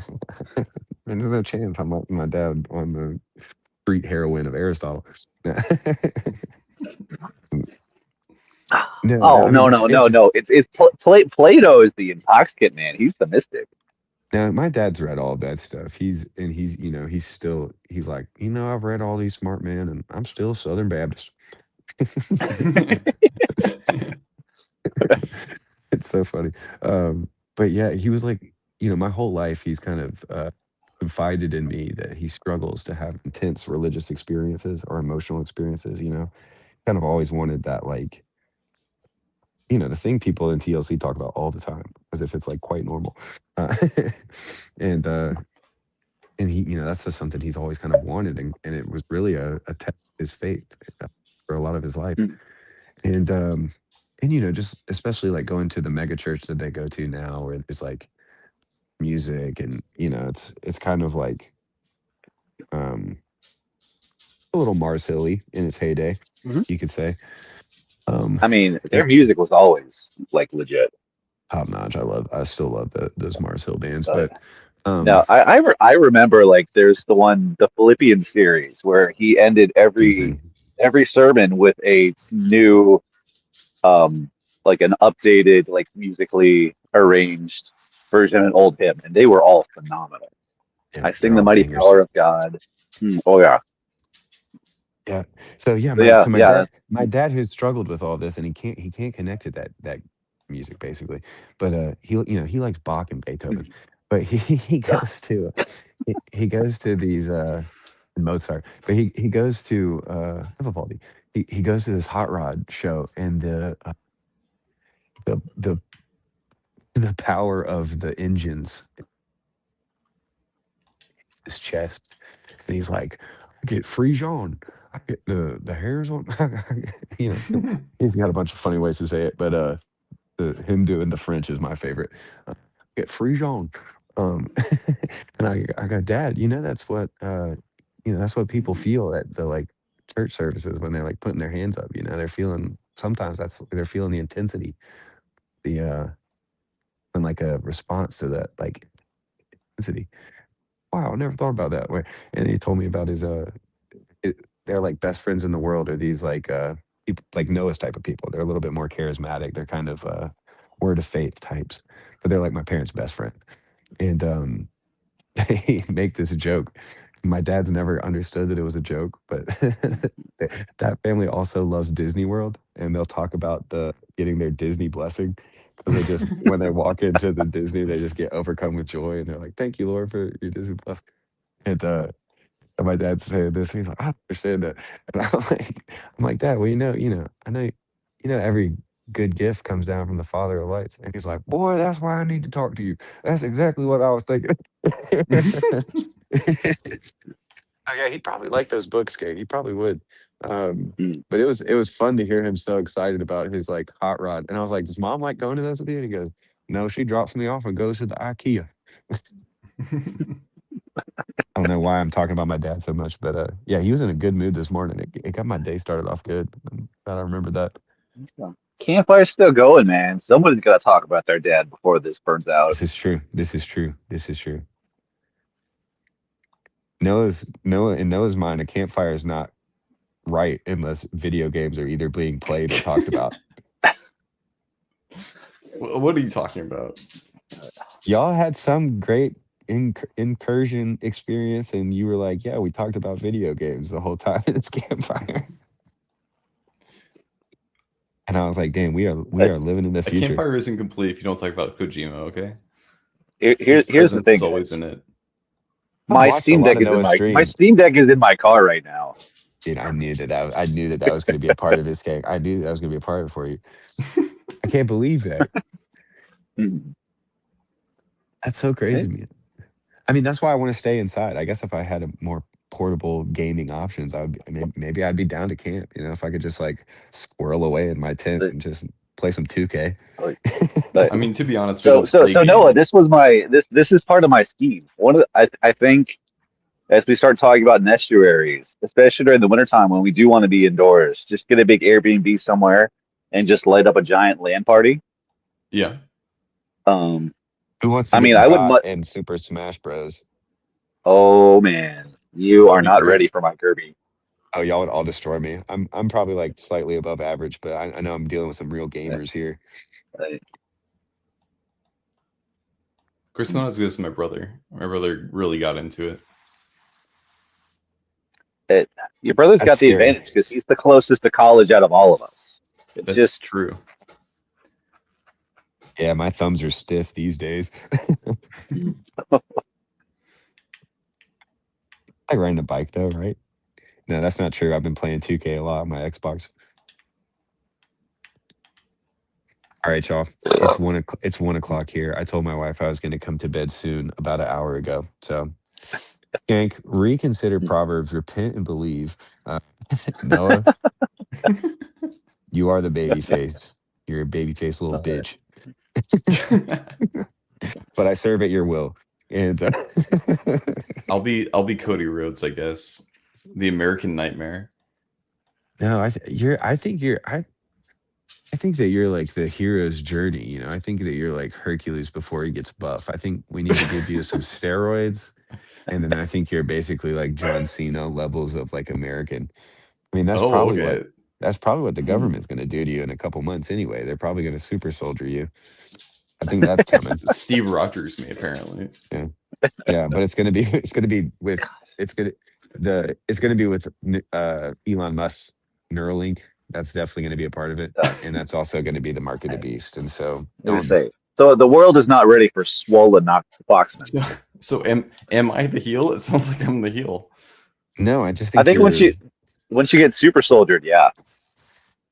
yeah, maybe the super soldiers does something to your moral compass. I just can't imagine the boy who made playing Fallout 4 as a nihilist could ever turn bad. I just can't imagine that. Until I made playing Fallout 4 or Fallout New Vegas as a Marxist, you know? Oh yeah.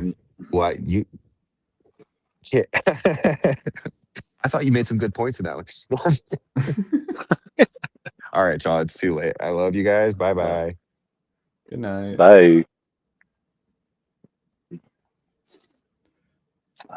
Shoot, it is pitch dark. Oh, shoot. Do we got Is it too out? many trees for me to notice the stars? But I mean, the fire is all but out. But we are. If I didn't have my phone screen on, I could be able to see. There's a few stars peeking through the trees. And yeah, you can't see any of that on the phone. To be expected. I was trying to look close. Mm. I see. There you go. Flip it upside down. That way, Green. I don't see the glow anymore. Get my night vision back. These glasses are not doing anything for me in the dark. I will tell you that much. Have they helped you otherwise? They are too. They definitely help with reading, which has been wonderful. Okay. But I've had them for a week now, and it's just such a weird and wild adjustment. So now when I take them off, everything is just like 20 times worse. And I'm like, this wasn't this bad a week ago. So I'm in this place where I can't go back to the Garden of Eden, you know. Mm-hmm. So it's still an adjustment period. It's better. Like the first couple of days, I literally was walking around and I felt like I was like low level drunk all of the time. That does not sound fun. It was really annoying. It was really annoying. But yeah, no, I think I'm getting used to it. Give me one more thing to like nervously fiddle with when I'm on streams.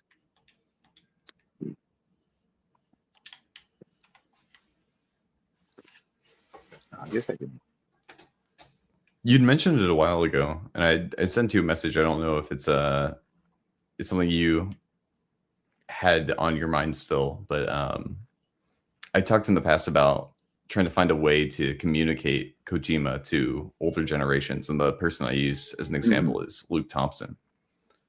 Yes. And you had an idea, and I don't think you ever shared what the idea was.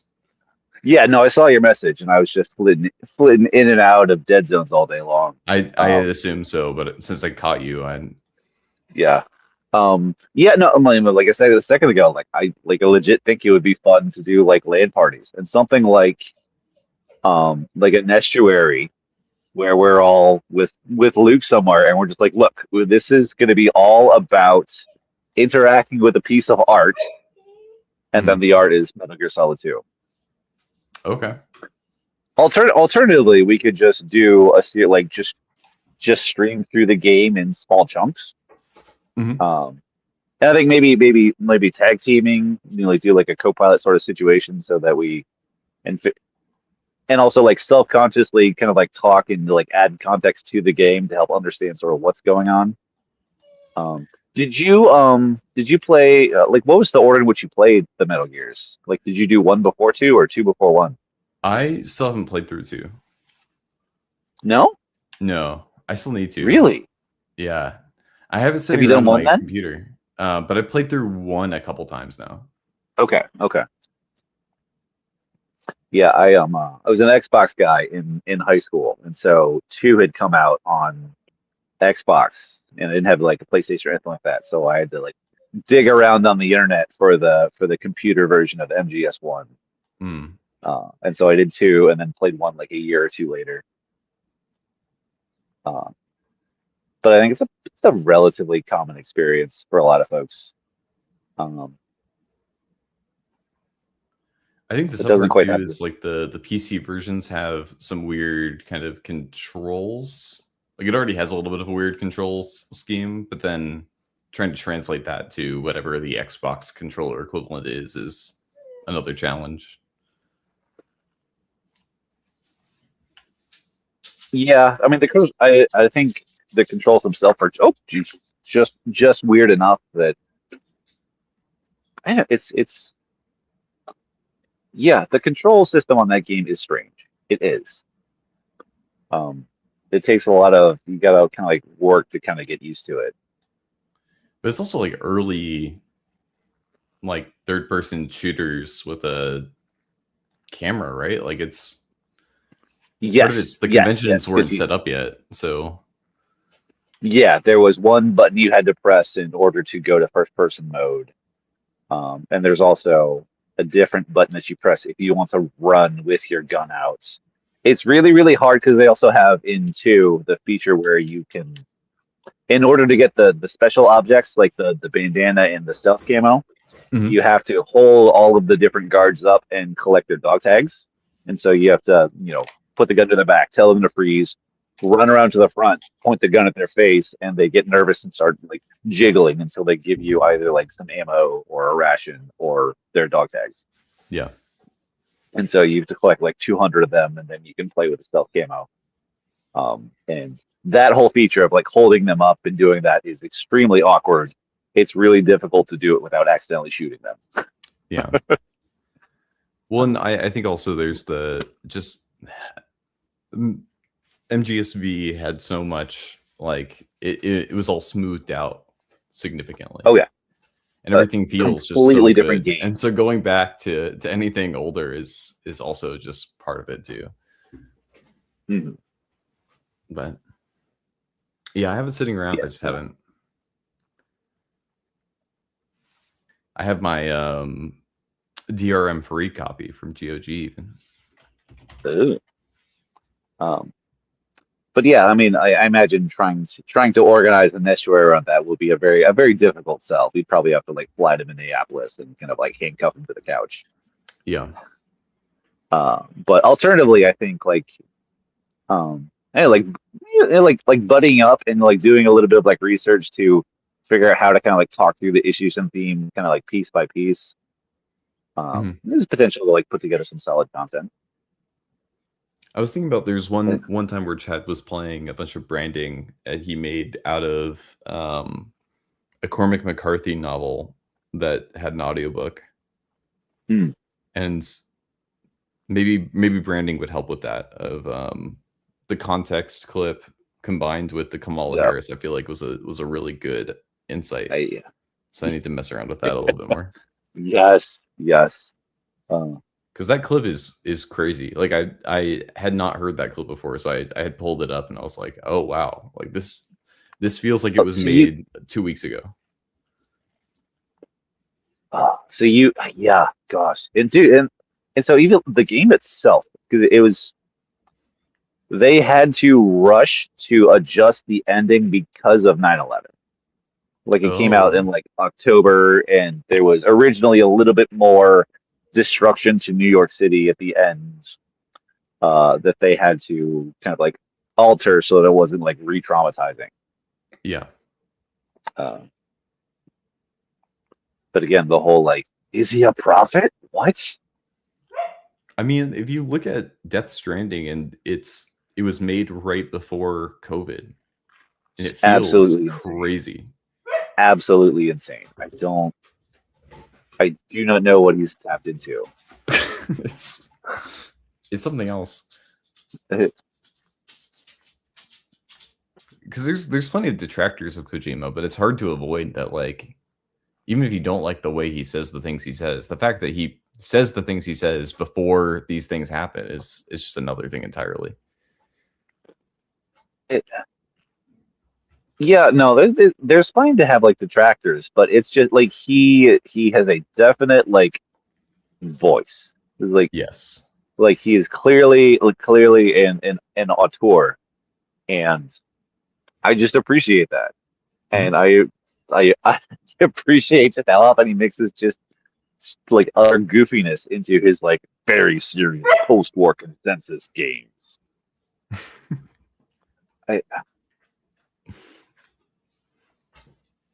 yeah, no, I just absolutely adore the absurdity of the man. It's great. I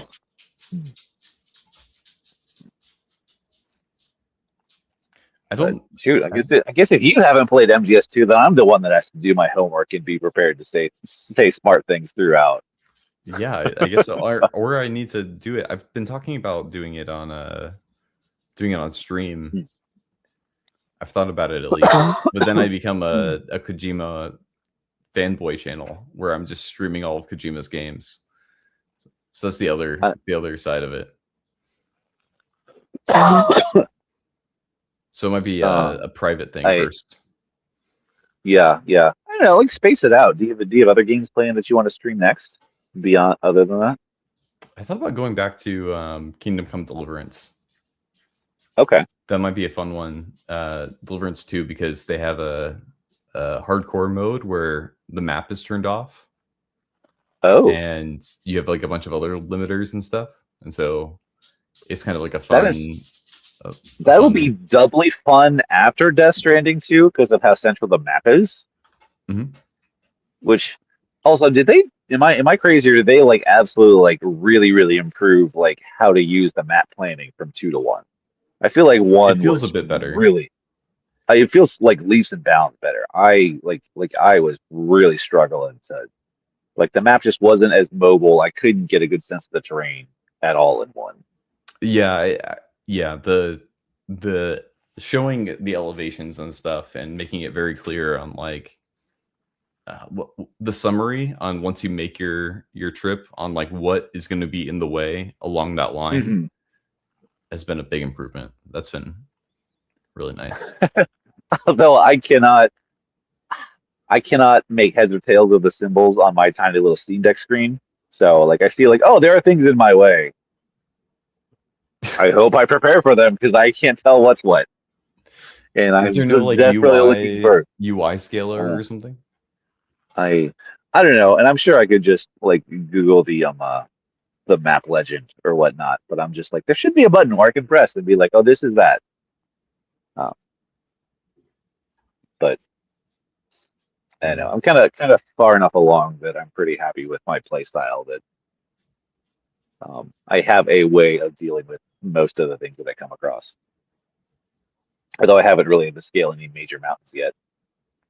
I'm also a compulsive route builder too. Where are you so far? Are you past me? I think so. Because yeah. Because I ran into the bald-headed mother's coven. Okay, so yeah, you are ahead of me then. Yeah, just by a smidge. Okay. Because you haven't played since last weekend, no? No, yeah. I've been saving it for weekends or whenever I stream. Gotcha. That's what I was hoping for this weekend, is to make some heavy progress.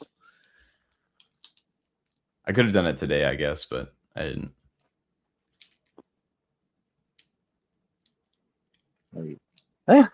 Busy day. I don't know. Did lady take off for a business trip or whatever it was? Women's retreat for women's retreat. Okay, nice. Yeah. Nice.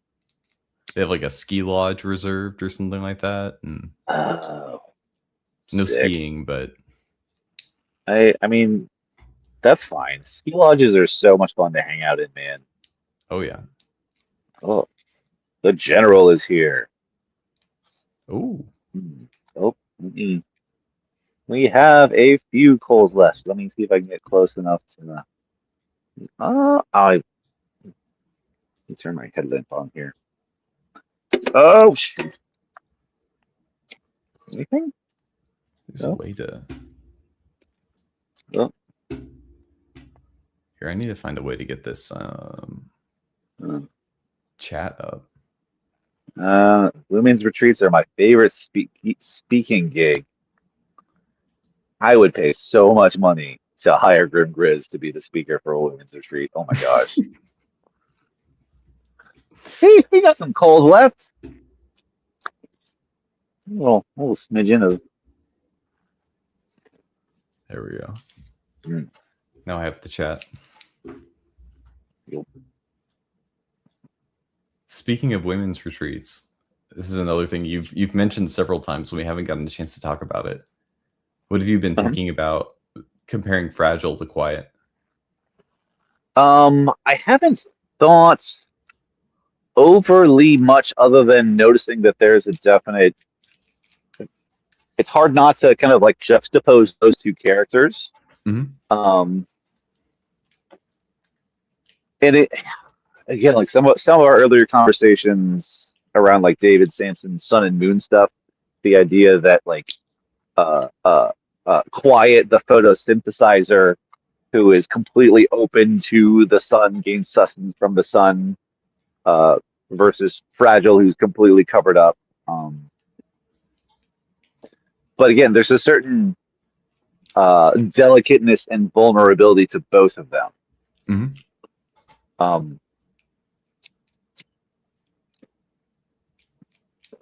And also in the new game, the fact, well, I mean, there was the dancing scene in the rain with Quiet in MGSV, but Quiet is healed by the sun, and Fragile with Rainy gets healed by the rain. Yeah.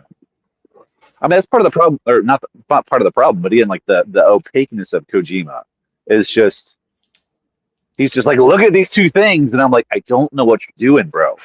Like, I get that there's something here. They both have interesting relationships with men, where Fragile has this kind of extremely traumatic experience with men, like with the terrorists. And similarly with Quiet. And it both involves them being stripped. Almost. Right. But it's interesting that they both kind of land on different ends of that. One leaves that being covered, and the other one is extremely violent, but is uncovered. Yeah. I mean, I guess you could just see that as like two different responses to the same kind of trauma. Mm-hmm. Yeah.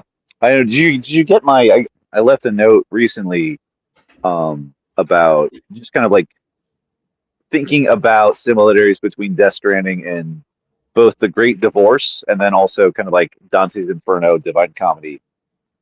The fact that there are three women in the Magellan and Death Stranding too. And it is three women that send Virgil to go rescue Dante on his quest. Oh. I don't. Interesting. No, I've been meaning to listen to it, but I've been kind of reserving it for a time I could focus on it a bit more, and then I just haven't gotten to it yet. Yeah. But I did the McMo thing, and it's marked as unread, so it's a constant reminder that this is a thing that I need to get to. It's a short one. But But no. It's just the fact that, like, I mean, just look at like the living situation of everybody in Death Stranding before Stan starts linking everybody together. Everybody is isolated in their own little cold, concrete, dreary bunker, separated from everyone else. Yeah, and that very much is the image of the Helltown in The Great Divorce, where everyone's just slowly moving further and further away from one another. Yeah. And the idea that part of the Great Divorce is, I mean, it's in one sense about like being restored to your full humanity, and part of what happens when Sam links other characters up is they go from heavily pixelated to this more fully fleshed out 3D image, and times like direct personal interactions. So they Yeah, become both more Rainy fully and there when they're Tomorrow connected. are both like that, especially. Hmm. I guess Fragile Yeah, no, too.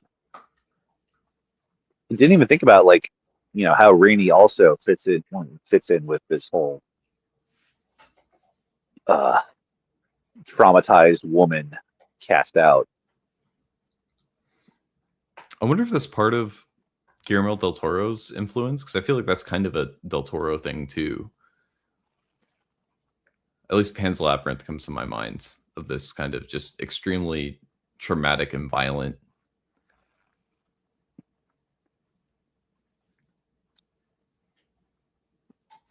pattern. Yeah, I mean, I don't know. That's the image I just get I'm when I just think about Rainy. running through the Del Toro girls, and I mean like later, the fish monster one. She's the main character is mute in that one. Hmm. Quiet. Hmm.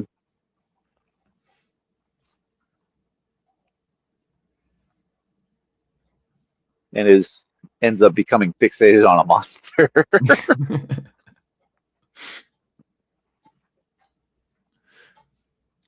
Hey, but it won awards Um, though, right? yeah,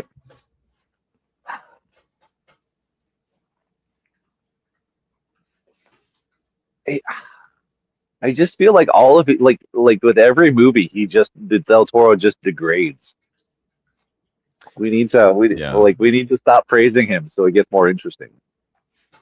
I will say though, like it Frankenstein is one of the most beautiful movies I think I've seen in a long time. Yes, yes, yes, that was gorgeous. I'm really glad I caught that in the theater. And is probably one of the worst written movies I think I've seen in a long time. And it's such a weird dichotomy. And part of me is wondering And if it's like his move away from, like, he's not writing in his own language. Like he's writing in a second language. I don't know if that has an right, effect on it. yeah. I just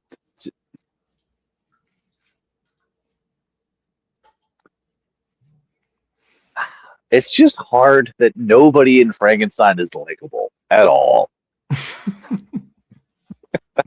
Well, no, I mean, the one character who has any likability is Dr. Frankenstein. he's compelling. He's compelling, but he's Okay, also yes, like, yeah, that's fair. It's fair. He's not yeah, likable. He is compelling though. Yeah. yeah. I mean, like his this is just the utter blasphemy hubris. I mean, gave Oscar Isaac a lot of solid like scenery chewing roles. That was, I'm sure, a lot of fun for him to play with. But Mhm. um, Have you seen that Coen Brothers Oscar Isaac movie? the Bob Dylan one, Yeah, I have not. Um, well, that one's a fun one. And by fun, it's kind of depressing, but yeah. it just kind of goes around in a circle and it ends exactly where it started. But Yes, that is interesting. They are also our tour Minnesota Jews. Mhm.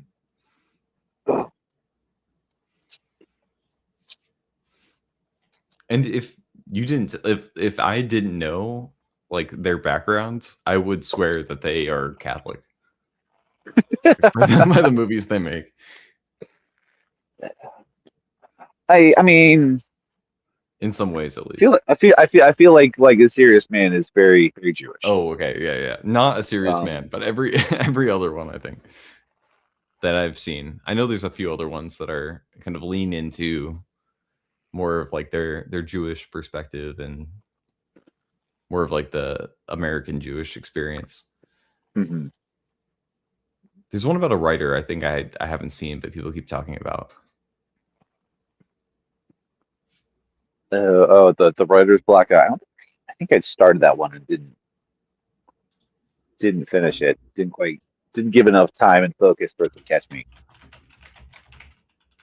Feel like it's kind of very kind of minimalistic, like my dinner with not quite as intensely so as my dinner with Andre, but very much like sort of like a one man show sort of deal. Kind of like I don't know. Did you see the Sam Rockwell sci-fi movie where he's the guy on the moon by himself talking to the robot for the entire movie?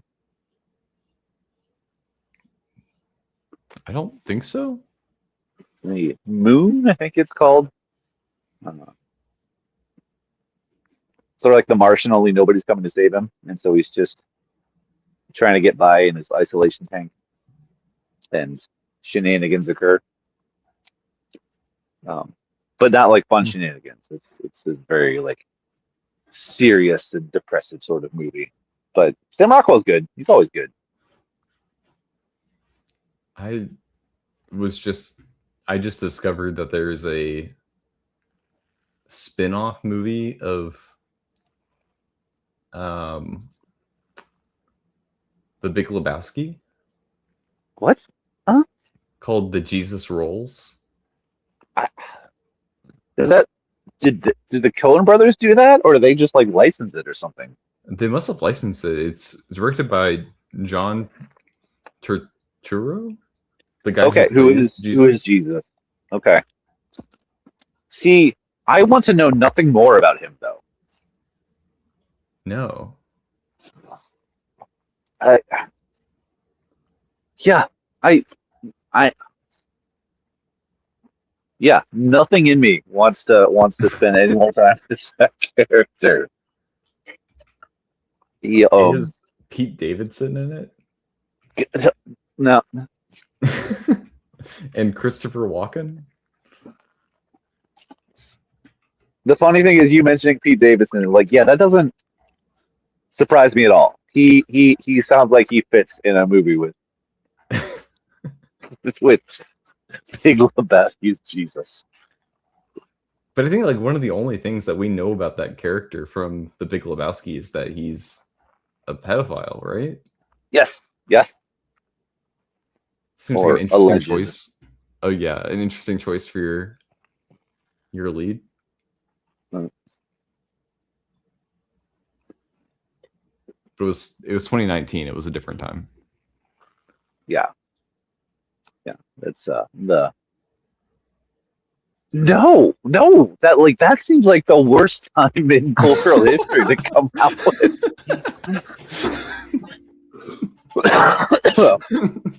Come out with a film starring pedophile.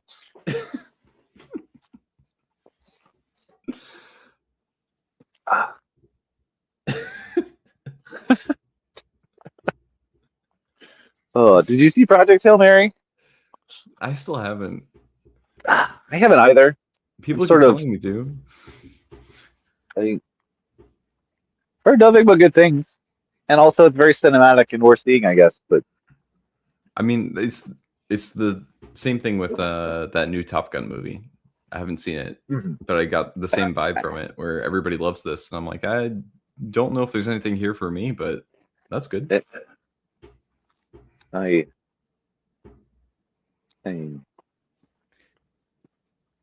will What do say, you good, call the bad, those and the movies? ugly.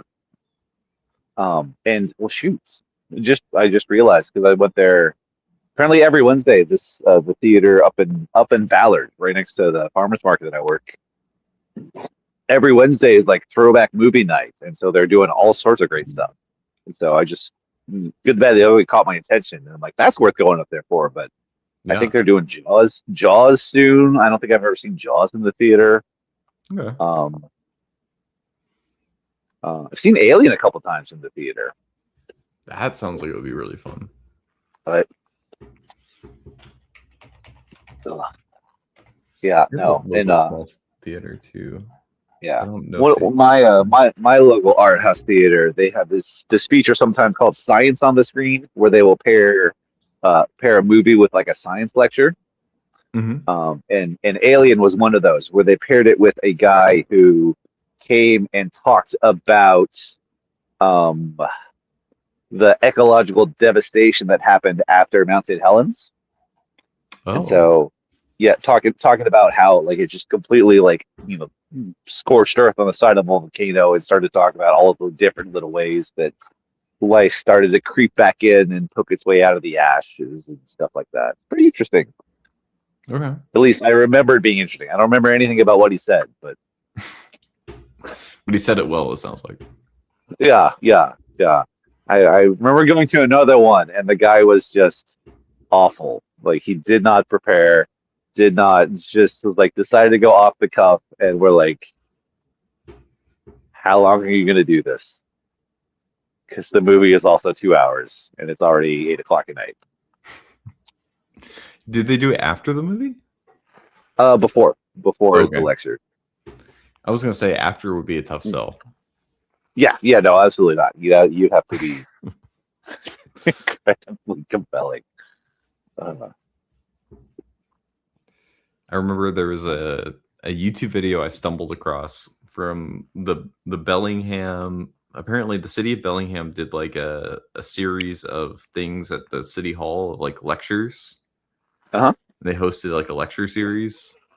They just got random people to come in and do lectures. And there's one math lecturer who also was like a circus guy. Uh-huh. And his whole lecture was called the Naked Geometry.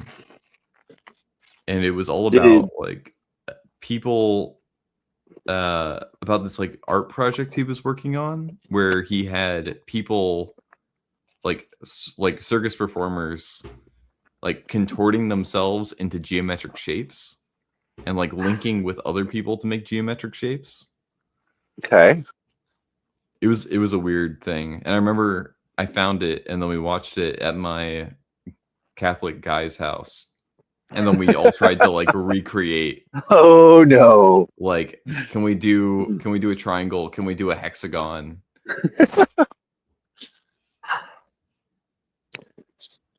I think the naked part was just a way to sell it. I think they were all clothed, but in like leotards or something like that, I'm sure. yeah. Yeah. I once there's like a community center that I mean basically if you have a college degree, there's a community center in one of the towns near me that they're basically like you can just send pitches, and if your pitches get chosen and people sign up, they'll pay you to lecture on kind of whatever. And so a That's couple years cool. back I threw a couple pitches in, and all of them got rejected. Which is okay, because I was kind of prepping for just in case. It was a really nerve-wracking because it was sort of like I think 2 of my pitches got approved, and so they're like, yeah, now we just need people to show up. And so like there's a whole week where I'm like, I think I'm talking in public about Aristotle's ethics. Crap. I need to throw something together. And then like a day before, like, yeah, nobody signed up. Don't show up. You're not getting paid. And I'm like, okay. Whew. I mean, it was good. It was good. I mean, it caused me to kind of like get my crap together for a minute. It was fun. Okay. I also was gonna. One of them was also just gonna do basically like a book report on this book, "The Myth of Religious Violence" by William Kavanaugh, which they actually were like, "We're sorry nobody showed up because this one sounded super duper interesting." Which it is. This is one of those books that had a tremendous impact on me. It's one of those books that reminds me of like the magic of really, really well done scholarship, because it just like he talks about, the myth of religious violence, and he talks about is written a couple years. He's a Catholic scholar. One of the doctoral students under Stanley Hauerwas. And he basically like in the aftermath of 9/11, where we're talking about like religious extremism and religious violence and the wars of religion in the Middle Ages and stuff like that. And he's just like, this is a myth. And so like the first chapter is just a a genealogy of the term religion. Mm-hmm. And so he's like, where did this term come from, and how has this term been used throughout history? And basically, his read is like the term religion itself is a psyop. It is Enlightenment propaganda, along with the term enlightenment, in order for them to create this distinction between our enlightened times and those barbaric dark ages.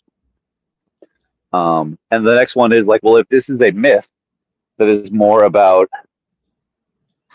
it's a culturally created concept that is doing is kind of like justifying a particular culture being a particular way, then why do people think it's so successful? So then he goes on and goes and attacks the idea of the wars of religion post Reformation. Mm-hmm. And basically, he's like, if the myth functioned, if the myth was telling the truth about history the way that it purports to, then we should expect a lot more clear battle lines being drawn between religion A and religion B. And he's like, that's just not the case. And so he makes this really, really long argument about how, well, basically, it's just like religion is not an isolatable concept. And this is all happening at the same time that states are individuating and consolidating their own power throughout the Middle Ages.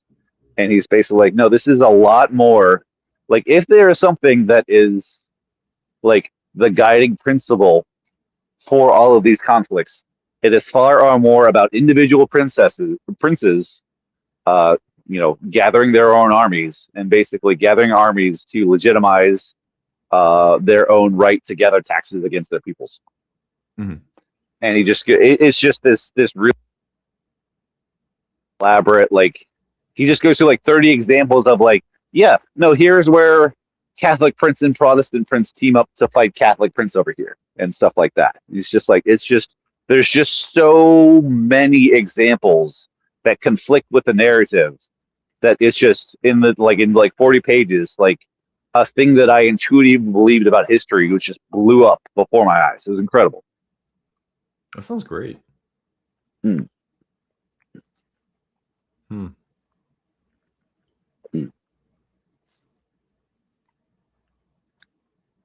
Yes. All right. Apparently, my headphone is about to die, so I think I'm going to tap out and Fair enough. Fair enough. nuzzle up into my tent there. Thanks for hanging, man. Yeah. Thanks for streaming. All right. Shoot, I've been on for 3 hours. Golly. Which way is my camera facing? It's facing front. There we go. All right. Well, thank you guys so much for hanging out. I hope you enjoyed the fire. We'll probably do it again sometime soon. I will. Yeah, I've already told Af I'm going to conscript him, and we're going to probably do some more like camping tips, tools, talk about gear, stuff like that in the near future because we're going to have so much fun in June. Yeah. And we're going to have so much fun in August, and we want to get as many of you guys to join us wherever you are. Anyway, have a great night. Talk to you all later. Bye. And 3.